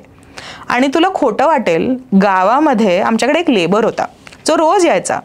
Obviously it was a paid thing for him, livelihood generation होत होतं. पण एकदा एक ऑफिसर आले होते साईटवर, फॉर्च्युनेटली अनफॉर्च्युनेटली जे काही असेल, आम्ही जेवायला गेलो होतो आणि तो माणूस त्याला सांगत होता, तो लेबर त्या सिनियर ऑफिसरना सांगत होता की ते वॉटर बॉडी रिज्युव्हनेशन का, आम्ही ना पर्यावरणीय पुनरुज्जीवन करतोय साहेब. आणि तो त्यांना एक्सप्लेन करत होता. वी वर लाईक वाव, असं जर कम्युनिटी एंगेजमेंट प्रोग्राम झाले ना तर लोक तुमच्यासोबत येतात, ते प्रोजेक्ट सस्टेनेबल होतात. काय डिफरन्स आहे प्युरिफिकेशन आणि रिज्युव्हनेशन मध्ये? ओके, सो क्लीनअप ही कॉन्सेप्ट अशी असते ना की तुम्ही आता जर तू खूप व्हिडिओज बघत असशील ना रील्समध्ये, तर ना एक व्हिडिओ असतो 30 सेकंदाचा, ज्याच्यामध्ये भरभर लोक येतात आणि भरभर सगळा कचरा काढून नेतात. त्यानंतर त्याचं काय होतं हा एक प्रश्न पडतो. इथे थोडासा डिफरन्स लेमनिऑन घेऊन येते. ते म्हणजे मी मगाशी तुला म्हटलं तसं आम्ही बेसलाईन सर्व्हेस करून आयडेंटिफाय करतो की प्रॉब्लेम्स काय आहेत. त्यामुळे ते भरभर व्हिडिओज आम्हाला नाही जमत, कारण काम मोठं आहे, कामाला वेळ लागतो. ठीक आहे, क्लीनअप पटकन होतो, पण परत येणारा कचरा ना लगेच परत येतो. मग ती जागा 10 दिवसांसाठी 5 दिवसांसाठी स्वच्छ होते, पण परत 7व्या दिवशी तिचा कचरा येतो. तर तो कसा येऊ नये ह्याच्यासाठीचे मुद्दे अतिशय महत्त्वाचे असतात. आणि हा फरक पडतो रिज्युव्हनेशनमध्ये. म्हणजे काय होतं की तू कम्युनिटीला पहिल्या दिवसापासून इन्व्हॉल्व्ह करतोस की आम्ही असं काम करणार आहोत, हे तुमच्यासाठी कसं फायद्याचं आहे, लाईव्हलीहूड जनरेशन वाईज पण, तुम्ही तिथे राहताय म्हणून पण, की एका स्वच्छ नदीच्या किनारी फिरणं, ती जी हवा तुमच्या चेहऱ्याला लागते किंवा तुम्हाला तिथे येऊन बसता येतं, तो खळखळाट पाण्याचा ऐकता येतो, तिथे पक्षी येतात त्यांना बघता येतं. तर हा जो एक्सपिरियन्स असतो ना हा अमेझिंग असतो. आणि हे जर तुम्ही व्हिज्युअली त्यांना पहिल्या दिवसापासून सांगितलं ना तर त्याचा नंतर फरक खूप होतो. खूप वेळा असं होतं की सगळी कम्युनिटी नाही सपोर्ट करत सुरुवातीला, आणि विच इज फेअर. तुला मी जर सांगितलं उद्यापासून की तुला हे करायचं आहे, तू नाही करणार, मी का करू, हा सगळ्यांचा ऑब्व्हियसली एक अप्रोच असतो. त्याच्यात फायदा असा असतो की जेव्हा तुला ते ट्रान्सफॉर्मेशन दिसायला लागतं ना तेव्हा तुला असं होतं की अरे काहीतरी करतायत ना हे लोक माझ्या गावामध्ये, आणि then they start supporting you. So तो जो मुद्दा असतो ना ते असतं खरं रिज्युव्हनेशन. का? कारण पहिली गोष्ट तर असते लोकल सपोर्ट. दुसरी गोष्ट रिज्युव्हनेशनचा पार्ट असा असतो की एक जर तू तिथे रोप लावलंस तर त्यानंतर ते देशी रोप पुढे कसं कसं वाढत जाईल, ते माती कशी धरेल, ते पुराला कसं थांबवेल, ते पाणी कसं स्वच्छ करेल, असे त्याच्यातले वेगवेगळे घटक असतात. आणि ते अशा प्रकारे डिझाईन केलेले असतात की ते सेल्फ सस्टेनिंग असतात. म्हणजे मी मगाशी म्हटलं तसं की चतुर किंवा फुलपाखरं किंवा इतर पॉलिनेटर्स जे आहेत, मधमाशा असतील, तर ते तिकडचं पॉलिनेशन करून ते वेगळ्या भागामध्ये परत घेऊन जातात. आणि मग काय होतं, इकडची इकोसिस्टम तिकडे रेप्लिकेट व्हायला लागते. आणि ती तेव्हा रेप्लिकेट होते जेव्हा त्याच्यामध्ये आपण सगळे देशी व्हरायटीज कन्सिडर करतो, कारण they are use to it. So एक फूड चेन तयार होते किंवा एक इकोसिस्टम तयार होते ज्याच्यामध्ये ह्याचं खाणं ते असतं, त्याचं खाणं ते असतं. असं करत ती जेव्हा सगळी सेट होते ना तेव्हा हळूहळू ती नदीही स्वच्छ व्हायला लागते. आणि सोबतच मी मगाशी म्हटलं तसं की लोकांच्या सपोर्टमुळे मॅनमेड गोष्टी ज्या त्याला पोल्यूट करतात त्याचं प्रमाण कमी होतं. त्यांच्याकडे अवेअरनेस आहे की आता हे आपल्याला करायचं नाही आहे, सो प्लास्टिक कमी येतं. त्यामुळे या झाडांना वाढायला अजून स्कोप मिळतो. सोबतच कम्युनिटी अवेअर असल्यामुळे कधी कधी असं होतं की आठवड्याची सुट्टी झाली, 10 दिवसाची सुट्टी झाली, अचानक काही कारणामुळे काम थांबलं, तर ते लोक जाऊन झाडांना पाणी घालतात की अरे हे लोक झाडं लावतायत, यांना अजून एक वर्षभर पाणी लागणार आहे, एका पावसाळ्यापासून दुसऱ्या पावसाळ्यापर्यंत. तर ती काळजी घ्यायची जी सेटअप असते ना, जी सिस्टम असते ती तयार होते. सो आय थिंक हा जो कम्प्लीट गेम आहे की जिथे प्रत्येकाला कळतंय की हे का होतंय, कशाला होतंय, आणि हळूहळू even the river start supporting you. म्हणजे आम्ही हेही बघितलंय की 5-6 महिन्यानंतर तिथे मासे यायला लागलेत. का? कारण आपण मासे आणून नाही सोडलेत, आपण पाणी स्वच्छ केलंय, आपण त्यांच्यासाठी ती जागा उपलब्ध करून दिली आहे, आणि त्यामुळे आता ते मासे यायला लागलेत. सो ही जी कम्प्लीट प्रोसेस आहे की असे भरपूर झाडांचे व्हरायटीज आहेत जे नव्हते तिथे आधी, आपण इंट्रोड्यूस केलेत, त्याला हळूहळू फळं यायला लागली आहेत. It is an amazing concept. So when you see that everything starts falling into place. Why? Because you have made it available for them. की तुम्ही ते ना ambience त्यांच्यासाठी क्रिएट केला. I think for me that is rejuvenation, where the entire ecosystem becomes self-sustaining and it starts taking care of itself. हे जे पाणी pure होतं किंवा रिज्युव्हिनेट होतं, नाही इकोसिस्टम रिज्युव्हिनेट होते, त्याच्यामध्ये तुम्ही देशी झाडं पण लावता आणि बऱ्याच गोष्टी करता, नुसतं डकवीड वापरत नाही. तर डकवीड बाबतीतचा एक प्रश्न असा होता की ते जे डकवीड मग न्यूट्रिएंट्स घेऊन मोठं झालं असतं किंवा प्रोपोगेट झालं असतं, can that be use for biofuels also later on? तू म्हणलीस ते खरं, पण मिल्क ॲनिमल्सना, डेअरी इंडस्ट्रीमधल्या गाई म्हशींना त्याचं खाद्य म्हणून देता येतं, पण हे इथेनॉलसाठी किंवा बायोफ्युएल्स बनवण्यासाठी सुद्धा वापरता येतं. आता हे दोन कम्प्लिटली वेगळे विषय आहेत. एक विषय आहे जिथे तू रिज्युव्हिनेट करतोयस युझिंग मल्टिपल प्लांट्स आणि भरपूर वेगवेगळ्या गोष्टी तू करतोयस, आणि जेव्हा तू इथे स्पेसिफिकली डकवीड ग्रो करतोयस इदर फॉर वॉटर ट्रीटमेंट, जे आपण मगाशी बोललो की ते वेगवेगळे घटक उचलून घेतं आणि प्रोटीन तयार करतं, हा एक विषय झाला जो खूप क्लोज कंडिशन्समध्ये होतो. हे तू नदी नाल्यांमध्ये किंवा तळी तलावांमध्ये करत नाहीस, हे तू एका क्लोज कंडिशनमध्ये करतोस जिथे टाक्या बांधलेल्या असतात, सेटअप बनवलेला असतो, ज्याच्यात विशिष्ट पद्धतीने पाणी पास होईल, ते ट्रीट होईल आणि मग पुढे जाईल, अशी एक कॉन्सेप्ट पण असते. तर तिथेच दुसरी कॉन्सेप्ट असते की जेव्हा न्यूट्रिएंटचा अभाव असतो त्यावेळी तू स्ट्रेस कंडिशनमध्ये डकवीड स्टार्च क्रिएट करतं. अबंडन्समध्ये किंवा अबंडंट न्यूट्रिएंट कंडिशन्समध्ये ते प्रोटीन तयार करतं, आणि न्यूट्रिएंट जेव्हा नसतात तेव्हा ते त्या स्ट्रेस कंडिशन्समध्ये स्टार्च क्रिएट करतं, आणि मग त्या स्टार्चपासनं फर्मेंटेशनच्या प्रोसेसने आपल्याला पुढे जाऊन इथेनॉल करता येतं. So this was a dream project for me when I started working on duckweed, but for some reason I got the inclination towards waste water, आणि मग तो थोडासा हटला असं म्हणता येईल, आणि then I move towards waste water. But like I said, it is an amazing plant. It is a miracle weed. The more you read about it, the more fascinated you will be. डकवीडचा पहिला मुद्दा तर to purify sewage वॉटरने तर मी mind blown असं झालंच होतं. पण तुझं हे दुसरं म्हणलीस की न्यूट्रिएंटच्या अभावाच्या कंडिशन्समध्ये ते स्टार्च बनवतं, and then the same duckweed can be use for making biofuels. हा अतिशय मोठा त्याचा यूज आहे. आणि आपल्या देशामध्ये आज नितीन गडकरीजींनी किंवा इथेनॉलच्या ज्या ज्या पॉलिसीज आहेत त्याच्यामध्ये इथेनॉलला एवढा पुश आहे. सध्या इथेनॉलच्या जगामध्ये असं चाललंय ना की शुगर केन वापरला जातो, ग्रेन वापरलं जातं, त्यामध्ये कॉर्न खूप वापरलं जातं. पण I don't know whether someday, म्हणजे I would love your view की डकवीड सारख्या वनस्पती ह्या पण इथेनॉल बनवायला वापरल्या जाऊ शकतात. Yes, absolutely. एवढंच आहे की सेटअप करावा लागेल, एक्सपेरिमेंट्स करायला लागेल, खूप सारे पायलट सेटअप्स करावे लागतील टू चेक की ते कसं काम करतं. ऑफकोर्स, कारण ते खूप छोटंसं आहे. हां, त्यामुळे तुला कदाचित जास्त क्वांटिटीमध्ये ते ग्रो करायला लागेल. सो त्या सगळ्या प्रोसेसमध्ये ते कसं फिट होईल हे मला माहीत नाही, पण आय थिंक जर झालं ना तर अतिशय उत्तम ऑल्टरनेटिव्ह असेल हे नक्की. अमेझिंग. आता वॉटर प्युरिफाय जे झालं हे लेमनियन थ्रू जे वॉटर प्युरिफाय होतं तुमच्या प्रोजेक्ट्सद्वारा, ते पिण्याजोगं असतं. Can it be, is it as good as drinking water? मध्ये एक मी व्हिडिओ बघितला होता, बिल गेट्स फाउंडेशननी एक काहीतरी मशीन आणलं होतं. म्हणजे इट वॉज सम प्रोसेस जिथे त्यांनी अगदी काळं ठिग्ग असं सुएज वॉटर घेतलं होतं, आणि that machine completely purified it to a degree की it became clear, pristine, drinkable, portable water. तसंच त्याच क्वालिटीचं पाणी याच्यामधनं मिळतं? अनफॉर्च्युनेटली नाही, पण फॉर्च्युनेटली हो. पण कारण मला असं वाटतं की मगाशी तू पॉडकास्टची सुरुवात जी केलीस की आपल्याला शहरामध्ये 150 लिटर पाणी पर पर्सन लागतं वापरायला, त्यातलं साधारणपणे 3 ते 4 लिटरच पाणी, खूप कमी लोक असतात जे 5 लिटर पाणी पितात, तेवढंच पाणी आपल्याला लागतं. उरलेलं जे पाणी आहे असं अज्युम करून चालू की बॉलपार्क 140-145 लिटर्स, ते पाण्याचं प्रमाण जास्त आहे जे आपल्याला लागतं. त्यामुळे आत्ता आमच्याकडे असे काही टेक्नॉलॉजीज नाही आहे ज्याच्याने आम्ही ते पोर्टेबल किंवा पिण्यायोग्य करू, पण आम्ही ते वापरण्यायोग्य करतो. म्हणजे तू दिवसातनं जर 4 ते 5 फ्लश करत असशील, प्रत्येक फ्लशला तुला साधारणपणे 5 ते 7 लिटर पाणी लागतं. आधी 14 लिटर लागायचं, आता कमी लागतं. तर ते पाणी तुला इथनं वापरता येतं. सो तुझी फ्रेश वॉटर रिक्वायरमेंट कमी होते. तुला बागेसाठी जे तू फ्रेश वॉटर वापरतोयस टँकरमधलं, बोरवेलमधनं किंवा तुझ्या म्युनिसिपल कॉर्पोरेशनमधनं तुझ्याकडे जे येतं तर ते फ्रेश वॉटरची रिप्लेसमेंट तुला ह्या ट्रीटेड वॉटरनी करता येते. आणि मला वाटतं की बघ ना, रोज प्रत्येकाचं जरी 140 लिटर पाणी आपण म्हणलं किंवा चला अजून थोडं कमी करून 100 लिटर जरी म्हणलं, ते जर पाणी आपल्याला परत वापरता येत असेल तर नथिंग लाईक इट. कारण पॉप्युलेशन ग्रो होतंय, बाकी सगळ्या गोष्टी वाढतात, डिमांड वाढतोय, पण सप्लाय कुठून येणार?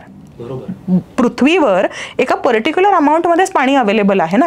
आपण ते नवीन तर नाही तयार करू शकत. त्यामुळे जे आहे ते आपल्याला योग्य पद्धतीने कसं वापरता येईल किंवा परत कसं वापरता येईल, आय थिंक हा अप्रोच असणं इम्पॉर्टंट आहे आणि त्या अप्रोचने आम्ही काम करायचा प्रयत्न करतोय. आपल्याकडे फिल्टर्स आहेतच ना, RO, UV, UF वाले फिल्टर्स आहेत. तर तुम्ही प्युरिफाय केलेलं पाणी समजा या फिल्टर्समधनं घातलं तर ते पोर्टेबल होईल का? म्हणजे व्हॉट मेक्स इट, प्रश्न कदाचित असा आहे की what makes it not portable or not suitable for drinking? Right. So एक मुद्दा असा असतो की ज्या पाण्यावर आत्ता आम्ही काम करतोय त्याला 2 प्रकारचं पाणी असतं. एक असतं ब्लॅक वॉटर जे आपल्या टॉयलेट्समधनं येतं आणि दुसरं असतं ग्रे वॉटर जे टॉयलेट वगळता इतर ठिकाणी आपण जे वापरतोय, भांडी घासायला, कपडे धुवायला, आंघोळ करायला किंवा इतर ॲक्टिव्हिटीज करायला, तर त्याला आपण ग्रे वॉटर म्हणतो. आता ग्रे वॉटर त्या मनाने ट्रीट करून अजून थोडेसे फॅन्सी UV UFचे फिल्टर्स वगैरे वापरून आपण पोर्टेबल करू शकतो, शक्य आहे. पण ब्लॅक वॉटर जे असतं ना त्याच्यामध्ये फिकल कोलिफॉर्म नावाचा एक प्रकार असतो.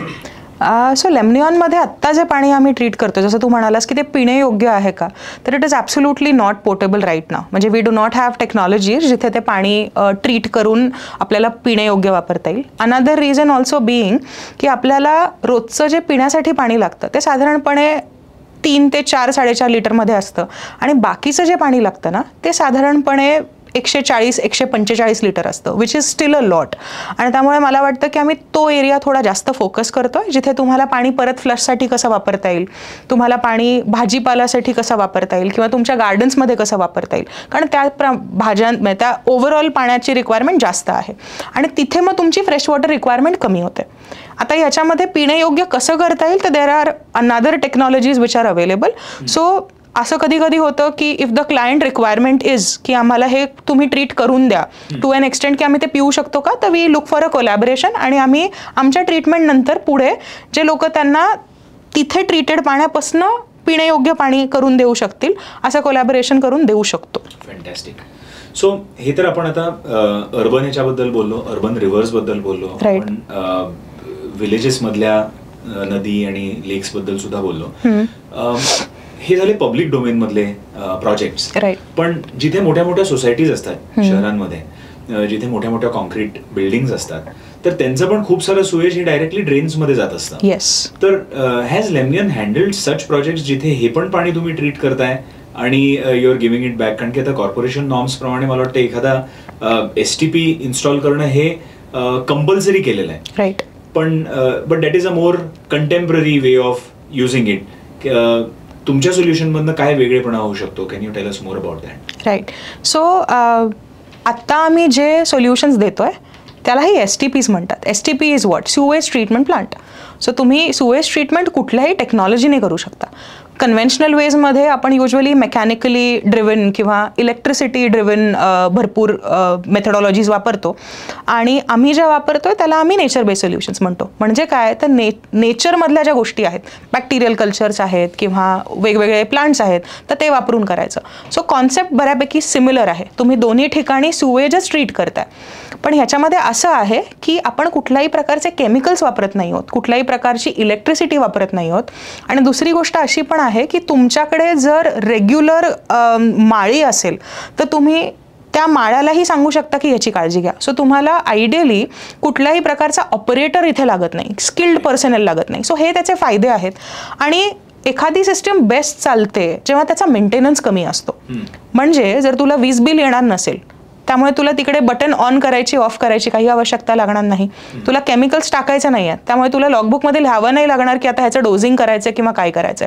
सो हे 2-3 बेनिफिट्स आहेत आणि त्यामुळे मी असं म्हणेन की sometimes nature based solutions actually take over conventional water treatment systems. पण प्रत्येक वेळी सिच्युएशन कशी आहे, बिल्डिंग किती मोठी आहे, जागा किती अवेलेबल आहे, फंड्स किती अवेलेबल होणार आहेत, ह्या ह्याच्यावर ते डिसाईड करतात की what do they want to go for.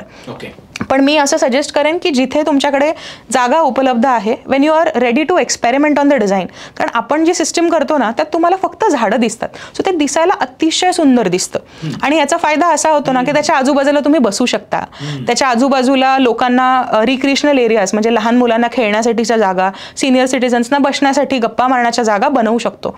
आणि Wien you look at it तुम्हाला बघून कळणारच नाही की ही वॉटर ट्रीटमेंट सिस्टम आहे. सो आय थिंक हा एक खूप इंटरेस्टिंग पार्ट आहे. आणि इलेक्ट्रिसिटी न लागण्यामुळे तिथे आवाज नसतो काही, म्हणजे मशीन्स काही सुरू नसतात, सगळं बाय ग्रॅव्हिटी अतिशय उत्तम जात असतं. एक सिस्टीम आम्ही पुण्यामध्ये जी इन्स्टॉल केली आहे ना एका बंगल्यासाठी, ती तर इतकी अमेझिंग आहे की तू दार उघडलंस ना तर सगळ्यात पहिल्यांदा तुला वॉटर ट्रीटमेंट सिस्टमच दिसते. आणि तुला बघून कळतच नाही की ही वॉटर ट्रीटमेंट सिस्टम आहे का, कारण तुला फक्त झाडं दिसतात. So it is made in a way की people will brag about their water treatment system. मला पाहिजे की सगळी गोष्ट छान दिसेल. तुझं नाक तुला त्या वॉटर ट्रीटमेंट सिस्टम पर्यंत नाही घेऊन गेलं पाहिजे, पण तुझे डोळे घेऊन गेले पाहिजेत की अरे हे काय आहे तुमच्याकडे, हे कसलं लावलंय तुम्ही, काय तुला बघूनच कळत नाही. हे हा सगळ्यात बेस्ट पार्ट आहे. आणि दुसरी गोष्ट की तुम्ही रेग्युलर तुमच्या घरामध्ये जसं बेडरूम असतं, किचन असतं, तसं हा तुमच्या रोजच्या ह्याचा एक घटक असला पाहिजे की माझं पाणी मी रोज यूज करतोय ना तर ते मी कसं ट्रीट करून परत वापरेन, हा एक रेग्युलर थॉट प्रोसेस पाहिजे.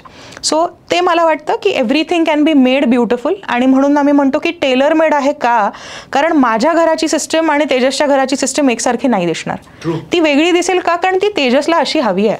तुला पाहिजे की मला पाणी ट्रीट झाल्यानंतर एक छोटासा पॉन्ड बनवून दे, मला इथे संध्याकाळी बसून माझ्या फॅमिली सोबत गप्पा मारायच्यात, तर that will be your final treatment section, ज्याच्यामध्ये मासे असतील, आजूबाजूला थोडे थोडे असे झाडं लावलेली असतील.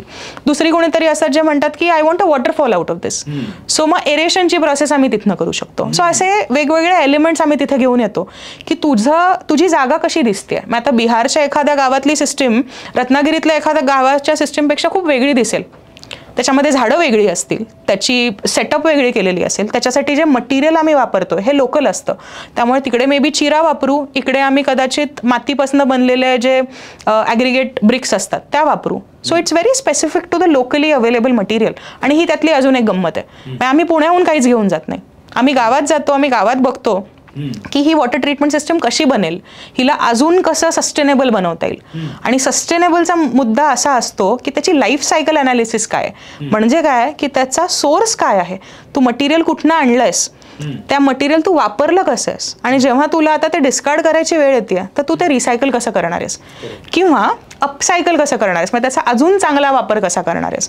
आणि कधी कधी अपसायकल होत नाही, डाऊन सायकल होतं. म्हणजे काय, तू वापर करतोस पण ज्या सिच्युएशनमध्ये वापर करत होतास त्याच्यापेक्षा थोडा कमी दर्जाच्या पद्धतीने वापर करतोस, but you are putting it to use.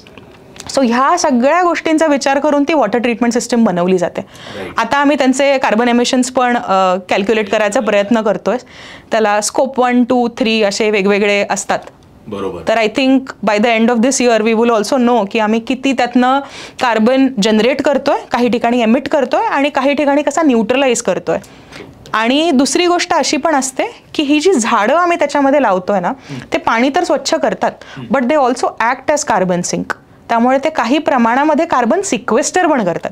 So आजकालची ही जी नवीन कॉन्सेप्ट आहे ना कार्बन क्रेडिट्सची, त्याच्याशी आम्ही कसे कनेक्ट करू शकतो याचा पण आम्ही आता हळूहळू विचार करायला लागलोय. अर्थात this doesn't come in a day, so we are still learning.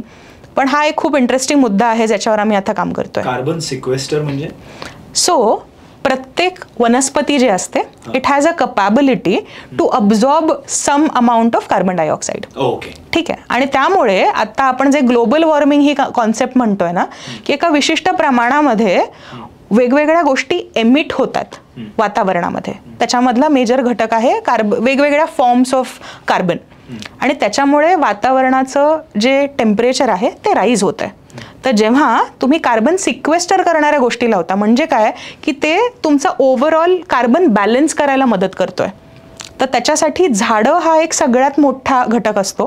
आणि रिसेंट रिसर्चमधनं असंही लक्षात आलं की वॉटर हा अजून एक मेजर घटक आहे की जो तुमचा कार्बन न्यूट्रलाइज करायला किंवा कार्बन सिंक म्हणून काम करायला मदत करतो. ही खूप मोठा विषय आहे, पण आय थिंक ज्यांना खरंच ह्याच्यामध्ये इंटरेस्ट असेल त्यांनी नक्की बघावं की कार्बन सिक्वेस्ट्रेशन, कार्बन क्रेडिट्स आणि कार्बन सिंक्स हे कसे वेगवेगळे गोष्टी आहेत आणि त्याच्याबद्दल लोकांना माहिती पाहिजे.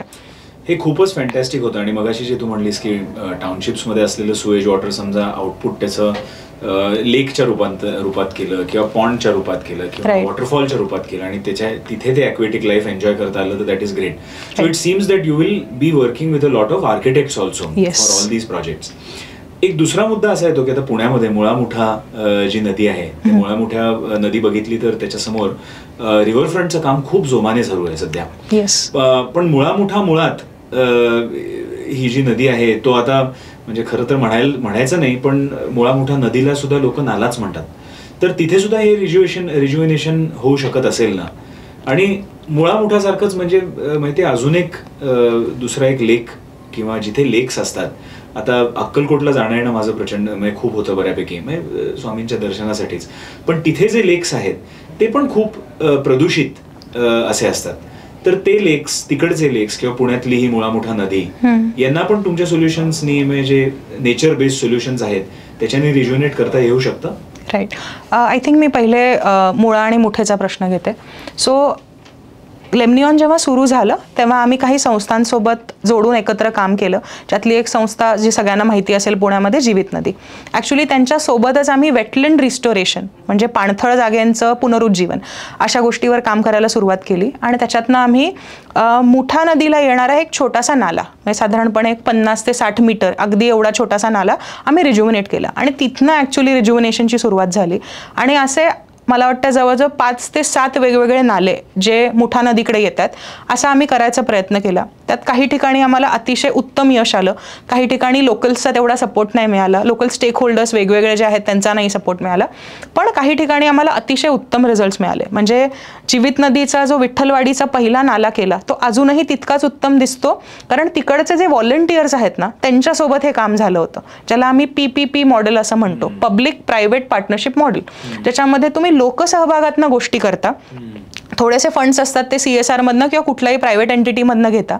आणि हे मॉडेल अतिशय उत्तम असतं, कारण तुम्ही ते इन्स्टॉलेशन करून गेल्यानंतर ती लोक जी असतात, जी व्हॉलंटियर्स म्हणून येतात, ती त्याची सातत्याने मेंटेनन्स घेऊन काळजी घेत राहतात.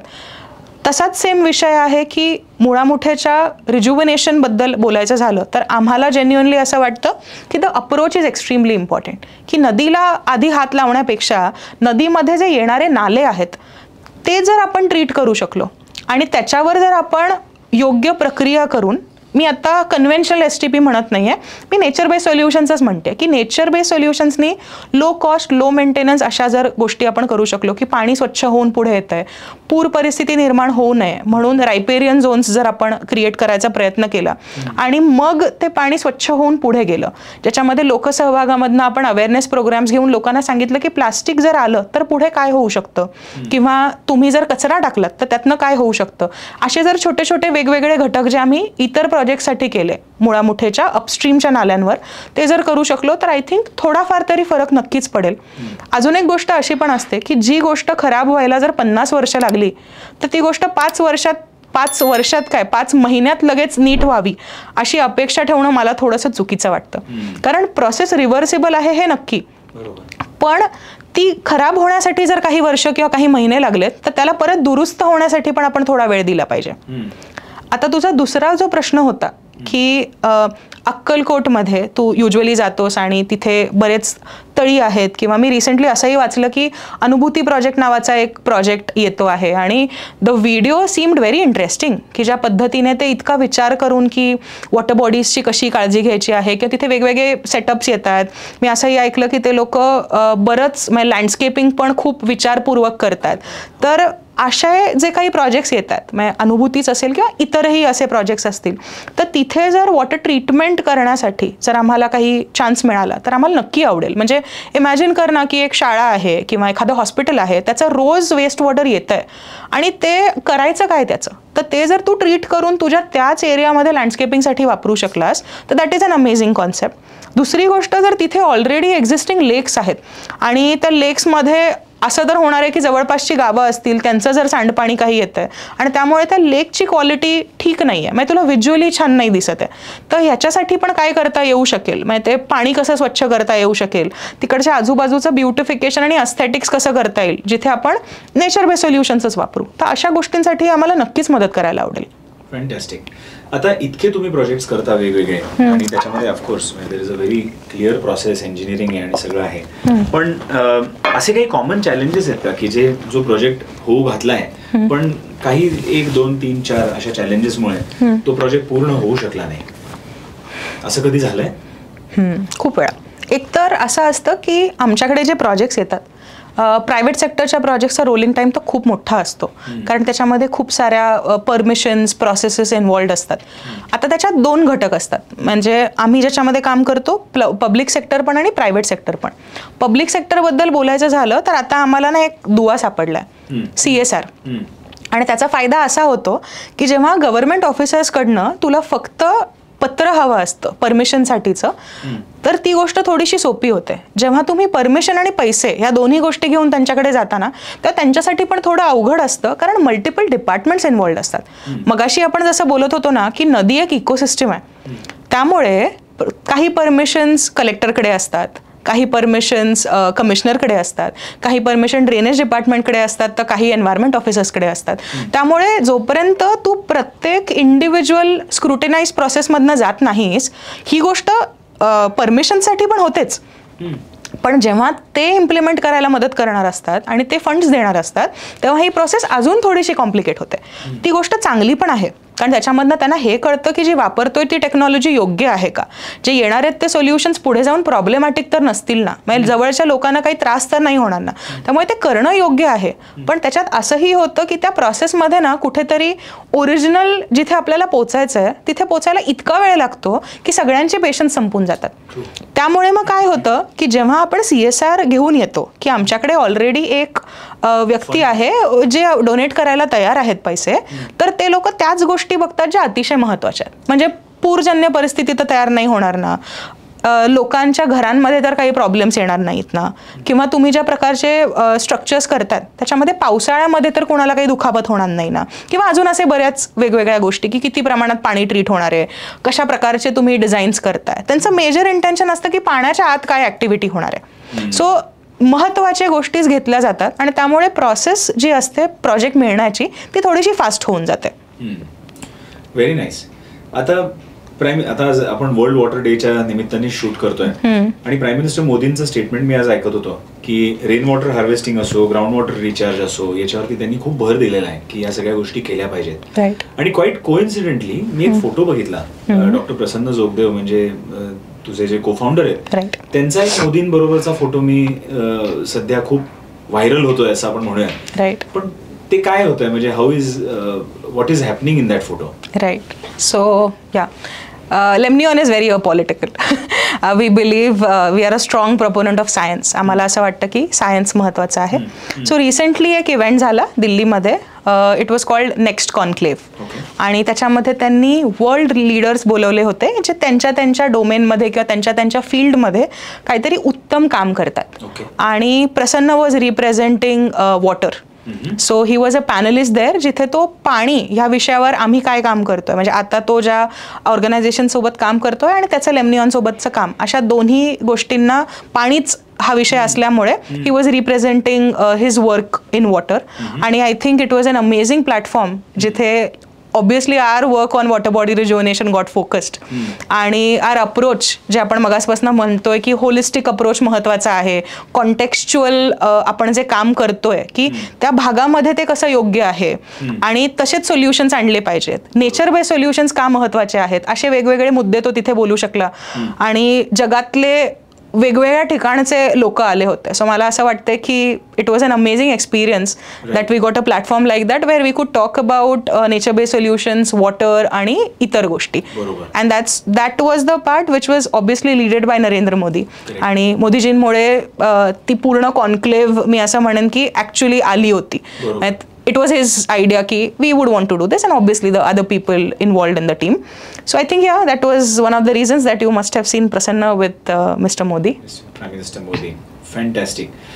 आता अजून एक प्रश्न जो येतोय ना की कुठलेही Lemnion is a for profit organisation, कारण की मला वाटतं it is you have formulated it as a private limited company also. So डोक्यामध्ये असं येतं की बट दिस इज ऑल्सो, हा जो मुद्दा आहे लेमनियनचे हाताळत आहे हा public private partnership like you likely set किंवा पब्लिक डोमेनमध्ये येणारा मुद्दा जास्ती आहे more than the private it self, directly dealing with reverse and nullahs. तर ह्या केसेसमध्ये गव्हर्नमेंट इन्सेंटिव्स किंवा स्टार्टअप ग्रांट्स या सगळ्या सस्टेनेबल सोल्युशन्ससाठी, वॉटर असो किंवा सोलरसाठी जसं गव्हर्नमेंट खूप सबसिडीज देतं किंवा खूप इन्सेंटिव्स देतं किंवा ग्रांट्स देतं, तसं तुमच्या फील्डला पण मिळतात का? सो तेजस, एक गोष्ट अशी आहे ना की फक्त वॉटर किंवा फक्त नेचर बेस्ड किंवा सस्टेनेबिलिटी असे ग्रांट्स कितपत असतात ह्याची मला कमी कल्पना आहे. पण मला हे माहिती आहे की स्टार्टअप इंडियाच्या अंडर बरेच टॅक्स एक्झेम्पशन्स असतात. मग हे जनरली स्टार्टअपसाठीच असतात. आणि काही जे असतात जे तुम्ही सोशली इन्क्लाइंड म्हणजे ज्याला सोशल एंटरप्राइज म्हणतो आपण, तसे करत असलं तर तुम्हाला जास्त प्रमाणामध्ये मिळतात. म्हणजे खूप वेळा तुमचे लॅबोरेटरी एक्सपेन्सेस जे असतात ते तुम्हाला काही वर्षांपुरतीचे परत मिळतात किंवा असे अजून बरेच बिल तुम्हाला असतात ते तुम्हाला काय म्हणतात रिएम्बर्समेंट्स मिळतात. ही एक कॉन्सेप्ट आहे. दुसरी गोष्ट अशी आहे की वेगवेगळ्या प्रकारचे ग्रांट्स मार्केटमध्ये अवेलेबल आहेत. सो तुमचा स्टार्टअप कोणत्या स्टेजमध्ये आहे, म्हणजे तुम्ही आयडिएशन मोडमध्ये आहात, तुम्ही POC मध्ये आहात की तुम्ही MVP मध्ये आहात, ही जी कॉन्सेप्ट असते ना की तुमच्याकडे एक प्रॉडक्ट तयार आहे हां आणि तुम्हाला आता ते मार्केटमध्ये स्केल करायचं आहे, ज्याला आपण मिनिमम वायबल प्रॉडक्ट असं म्हणतो, MVP मोड, ते असू शकतं. की तुमच्याकडे फक्त डोक्यामध्ये गोष्ट तयार आहे आणि तुम्ही एक पायलट पर्यंत पोचलाय, तुमची प्रूफ ऑफ कॉन्सेप्ट ज्याला POC म्हणतो आपण ते तयार आहे, की तुम्ही अजून अलीकडे आहात, आता फक्त विचार केलाय की मला हे करायचंय, माझ्याकडे फक्त एक आयडिया आली आहे. तर अशा वेगवेगळ्या स्टेजेससाठी वेगवेगळे प्रायव्हेट आणि पब्लिक अशा दोन्ही प्रकारच्या ग्रांट्स अवेलेबल असतात. आणि त्याच्यासाठी भरपूर वेबसाईट्स आहेत ज्याच्यामध्ये तुम्हाला ते पर्टिक्युलरली बघता येतं. आता याच्यामध्ये असंही आहे की अपार्ट फ्रॉम द ग्रांट्स असे काही इन्व्हेस्टर्स आहेत ज्याला आपण इम्पॅक्ट इन्व्हेस्टर्स म्हणतो, की ते बघतात की ह्याचा कसा इम्पॅक्ट होणार आहे. मग त्याच्यामध्ये स्पेसिफिकली जर सोशल एंटरप्राइजेस असतील तर त्यांचा कितपत इम्पॅक्ट आहे लोकांवर, मग एन्व्हायरमेंटल इम्पॅक्ट आहे, सोशल आहे की इकॉनॉमिक आहे, त्याच्यावर मग ते ग्रांट्स देतात. So all you have to do is find them on the internet. Deadlines असतात प्रत्येक गोष्टी, प्रत्येक ग्रांट्स वेगवेगळ्या महिन्यामध्ये वेगवेगळ्या सीझनमध्ये येतात आणि त्याप्रमाणे यू अप्लाय फॉर इट. तुझं जर सिलेक्शन झालं तर there is a long interview process that happens आणि then they will let you know whether you can get the grant or not. पण या there are so many of them which are available in the market for sure. आणि are you also creating an IP इथे intellectual property create करताय लेमनियनमध्ये? Right. So काही गोष्टी आत्ता आम्ही ज्या केल्यात दॅट आर ट्रेडमार्क्स. सो काही नावं आम्ही आत्ता ट्रेडमार्क करून घेतली आहेत. फॉर एक्झाम्पल लेमनियॉन हे नाव आम्ही ट्रेडमार्क करून घेतलंय. त्यानंतर अजून बरेच आम्ही ज्या नवीन नवीन आता टेक्नॉलॉजीजवर काम करतोय. तर एक गोष्ट अशी होते की नेचर बेस्ड सोल्युशन्स ही जी कॉन्सेप्ट आहे ना, it is actually derived from nature. त्यामुळे तुला ना त्याच्यावर डिझाईन पेटंट्स नाही घेता येत, पण त्याच्यावर प्रोसेस पेटंट्स घेता येतात. So we are in a process of doing that. आम्ही आता ते करतो आहोत. So IP is something that we are definitely making. आम्ही ज्या प्रकारच्या वॉटर ट्रीटमेंट सिस्टम्स घेतो त्याच्यासाठी आम्ही IP करतोय. आम्ही ज्या प्रकारचे वॉटर बॉडी रिज्युविनेशन्स करतोय त्याचे आम्ही IP करतोय. सो अशा गोष्टी फॉर शुअर गरजेच्या आहेत. का? कारण तुम्ही जे करताय ते एक्सक्लुझिव्ह आहे आणि that is how it should be treasured. So that is the reason we are doing it. I think we were fortunate enough की पहिल्या दिवसापासून लेमनियॉनच्या टीममध्ये एक लीगल कन्सल्टंट होता. So Paresh has always been after us की हे केलंच पाहिजे. आणि कधी कधी आम्ही नाही करत, कारण being a pure science student तुम्हाला तो ऍस्पेक्ट नाही लक्षात येत, पण तो अतिशय महत्वाचा असतो. When somebody is trying to copy what you did in some other project आणि when that goes wrong they will be like अरे पण लेमनियॉन पण असंच करतंय. So that is where you tell नाही आम्ही हे करतोय. We have documented everything. Correct. So I think having a legal person again on board when you are having a startup is extremely important. मी थोडं अंत्रप्रेन्युअर साईडला जाते, पण being a first generation entrepreneur I think this is something that I have learned. त्यामुळे मी प्रत्येकाला सांगते की तुम्ही स्टार्टअप सुरू करण्याआधी हा विचार करा की स्टार्टअप सुरू करणं गरजेचं आहे की कोणासोबत कोलॅबोरेशन केलं तरी चालू शकेल. तुमचं काम खूप कमी होतं ना, विनाकारण स्वतःच्या फोर्टेचं काम सोडून आपण इतर गोष्टीच भरपूर करतो when you have to run a company. पुढचा प्रश्न असा होता की तू फर्स्ट जनरेशन एंटरप्रेन्योर आहेस असं म्हटलीस मगाशी, तर लेमनियन जेव्हा सुरुवात केलीस, लेमनियनची जेव्हा सुरुवात झाली तेव्हा फर्स्ट 1000 days कसे होते? बिकॉज एक आमच्या आधीच्या पॉडकास्ट एपिसोडमध्ये एक गेस्ट आले होते ज्यांनी फर्स्ट 1000 days कसे तुम्ही तारून न्यावेत आणि ते समजा तुम्ही तारून नेलेत तर पुढचा जो प्रवास असतो तो अगदी सुसह्य होतो असं त्यांनी सांगितलं होतं. म्हणून हा प्रश्न तुझ्या बाबतीत पण आला. Right. So Tejas we started in 2018 आणि Lemnion has seen Pune floods. Lemnion has also seen COVID. So I think ते मेजर होते जे आम्ही बघितले की जिथे पहिला मुद्दा तर असा होता की लोकांना माहितीच नव्हतं की पाणी स्वच्छ होतं. So we always had to do 2-way marketing की पाणी स्वच्छ करता येतं पहिली गोष्ट, आणि दुसरं वॉज नैसर्गिकपणे स्वच्छ होतं आणि ते लेमनियॉन करतं. सो अशा भरपूर पद्धतीने लोकांना सांगायला लागायचं, कारण लोकांचं असं असतं की अरे वेस्ट वॉटर आहे ना, मी फ्लश केलं की ते आपलं आपलं जाईल ना ड्रेनेजनी, मी कशाला स्वच्छ करत बसू. सो त्यावेळी ह्या सगळ्या गोष्टी आधी सुरुवातच तीच झाली की लोकांना सांगणं की we have to start telling them that this is what we are trying to sell. हा एक अवघड पॅच होता आणि तोपर्यंत असं वाटलं की ठीक आहे चला आता वर्षभरात जरा अवेअरनेस करू. जे नेटवर्क आहे आपलं, माझं फॅमिली नेटवर्क, मेजरली प्रसन्नाचं नेटवर्क आणि प्रसन्न पुण्याचं आहे, तर त्याच्यातनं आपण लोकांपर्यंत पोचायचा प्रयत्न करू. तोपर्यंत दुसऱ्या वर्षी पूर आला रे. पूर आला, म्हटलं ठीक आहे चला एक 5-6 महिन्यात गोष्टी सेटल होतील, 2-3 महिन्यात गोष्टी सेटल होतील. त्या सेटल होतात, जरा जरा परत बिझनेस सुरू होणार आणि युजली आमच्यासाठी पीक टाईम असतो मार्च नंतरचं पुढे जे वर्ष सुरू होतं त्याच्यामध्ये CSRचे लोक नवीन प्रोजेक्ट्स प्लॅन करतात. नवीन फायनान्शियल इयरमध्ये अजून काही पब्लिक सेक्टर प्रायव्हेट सेक्टर दोन्ही मधले प्रोजेक्ट्स प्लॅन होतात. आणि वी वर प्रिपेअर्ड की this year 2019 is going to be amazing. आपल्याकडे सगळा आता छान डेटाबेस रेडी झाला आहे आणि आता एप्रिलपासून प्रोजेक्ट सुरू होणार. तोपर्यंत मार्चमध्ये लॉकडाऊन लागलं आणि ते प्रोजेक्ट ज्याच्यावर काम झालं होतं गेले 6 महिने ते अनफॉर्च्युनेटली पुढे झालेच नाहीत कधी, कारण अ लॉट ऑफ फंड्स वर डायव्हर्टेड. म्हणजे खूप जे एन्व्हायरमेंटल फील्डमधले जे CSR फंड्स होते सस्टेनेबिलिटीवाले ते अचानक सगळे हेल्थ सेक्टरकडे डायव्हर्ट व्हायला लागले. आणि that was the reason where we realised की तेव्हा आम्ही फक्त वॉटर ट्रीटमेंट सिस्टम्स करायचो आणि देन वी रिअलाइज की नाही, now we have to look at more opportunities. Fortunately एक गोष्ट चांगली झाली होती की 2019 मध्येच कोविडच्या आधी आम्ही सारसबागेच्या तलावाचं पण पुनरुज्जीवन केलं होतं. आम्ही जीवित नदीसोबत वॉटर बॉडी रिज्युव्हिनेशन पण एक छोटंसं केलं होतं. त्यामुळे आम्हाला झालं की why not focus on this also. आणि म्हणून आम्ही अजून वॉटर बॉडी रिज्युव्हिनेशन प्रोजेक्ट्स करायला लागलो. त्याच्यामध्ये आम्हाला हे कळलं की सांडपाण्याचं डिरेक्ट कनेक्शन आहे हेल्थ सोबत, की डास असतात, वास येतो बेसिकली, आणि this is because of these polluted water bodies. आपण त्याच्या जवळ असतो आणि त्याच्यातनं भरपूर जास्त प्रमाणामध्ये आपल्याला इन्फेक्शन्स होऊ शकतात आणि ते वॉटरबोर्न असतात. आणि मग अल्टिमेटली वॉटरबोर्न कडनं फूडबोर्न आणि मग ते आपल्याकडे येतात. त्यामुळे आम्ही असा विचार केला की this is another area that is not explored much आणि आपण तिथे काम केलं पाहिजे. आणि म्हणून along with water treatment systems आम्ही पोस्ट कोविड, मी असं म्हणेन, ऑब्व्हियसली दे वर व्हेरी डिफिकल्ट डेज, कारण खूप अचानक होतं, सगळ्यांसाठीच होतं तसं आमच्यासाठी पण होतं. पण वी कुड do a project in Pune during Covid times की जो आम्ही हेल्थच्या अंडर घेतला होता. त्यामुळे आमच्याकडे परमिशन्स होते की तुम्ही नाल्यावर काम करू शकता, कारण त्याच्यातनं हेल्थ हजार्ड्स होऊ शकतात. आणि म्हणून त्यावेळी सुरुवातीला नाही पण सेकंड वेव्ह नंतर आम्ही, सेकंड लॉकडाऊन नंतर आम्ही काम करायला सुरुवात केली होती. सो त्यामुळे डिफिकल्ट डेज तर होते, पण I think there is always a way out and you have to sit and redesign the strategy. So आम्ही ते करायचा प्रयत्न केला. आणि it is important to stay on the track. Very true, very true. So याच्यामध्ये आणि I understood a lot of things. Thank you for a very inspiring conversation.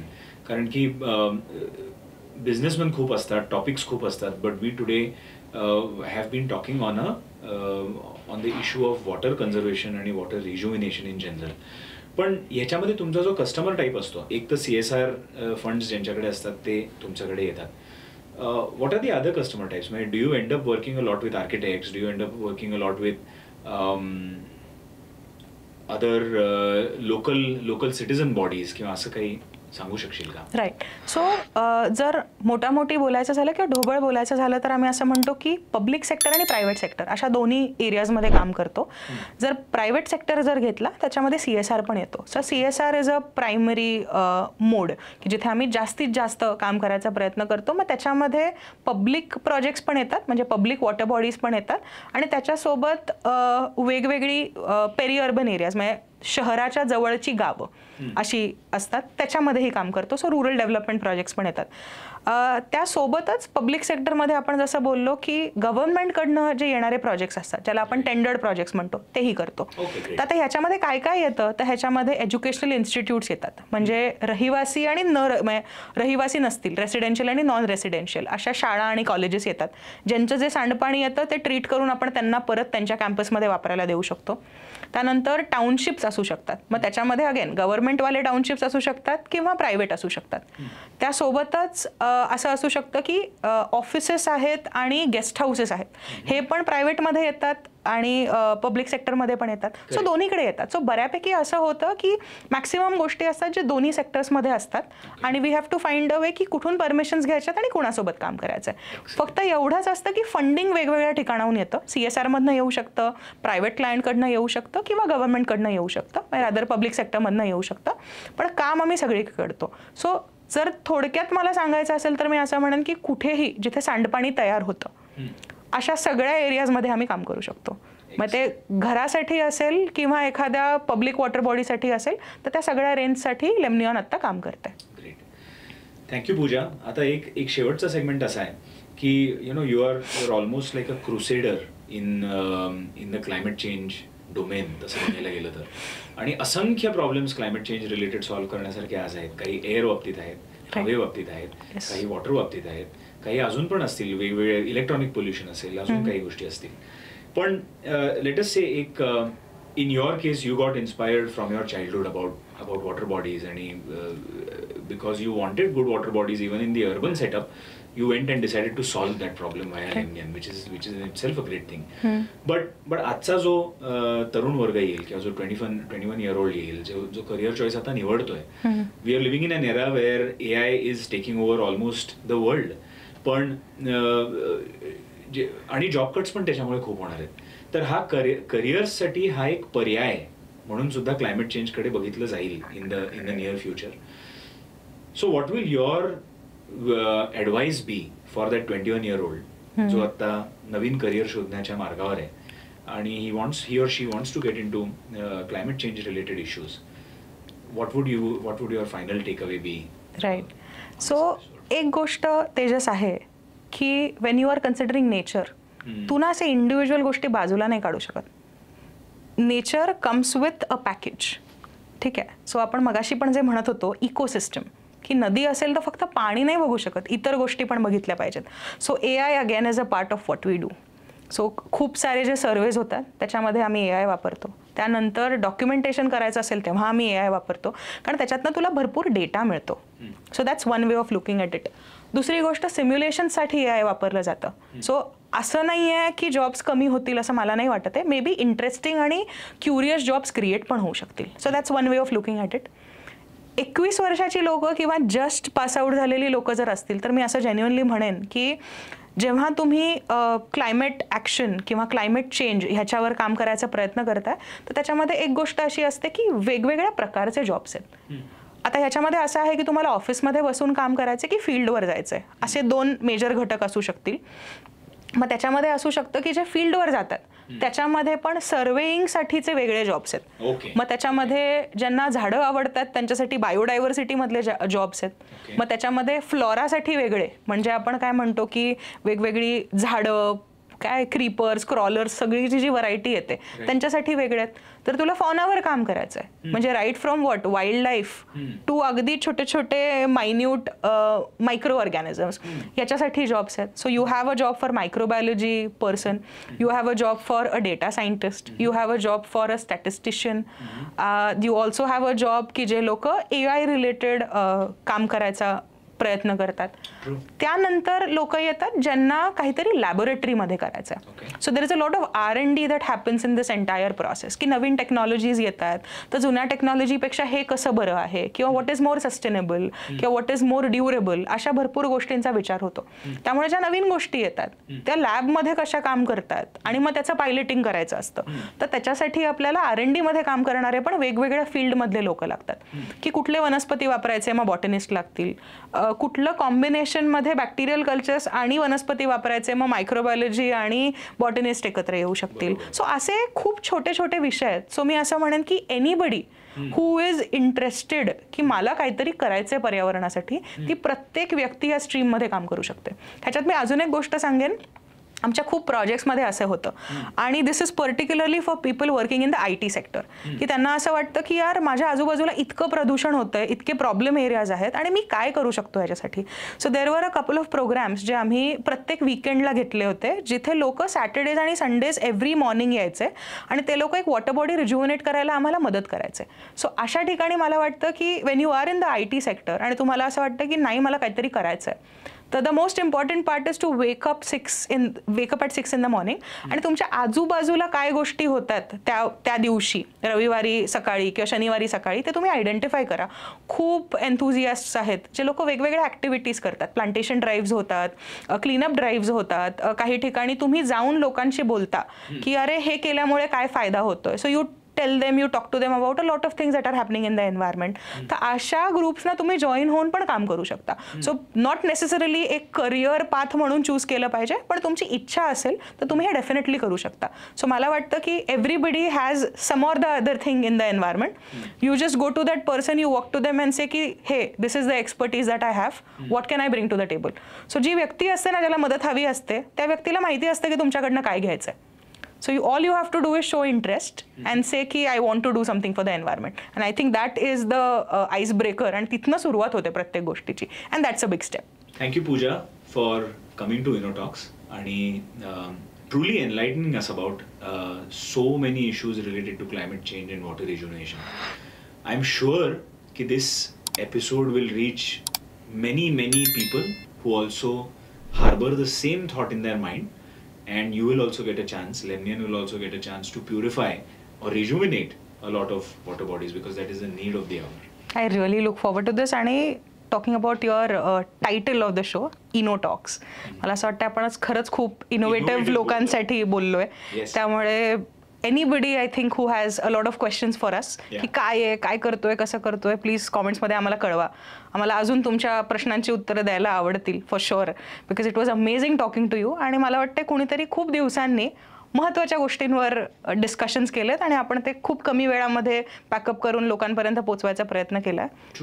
But I think I'm not sure if we've done justice to everything because खूप विषय आहेत. But I'm glad whatever we've done or discussed so far लोकांना खूप जास्त आवडेल आणि लोकांना yes absolutely. Right. So इथे InnoTalks वरती we have a ritual where we have a guest board and we hand over a pen to our guest and the guest gives us blessings and their signature on the board. Okay. The board is right here. Absolute pleasure.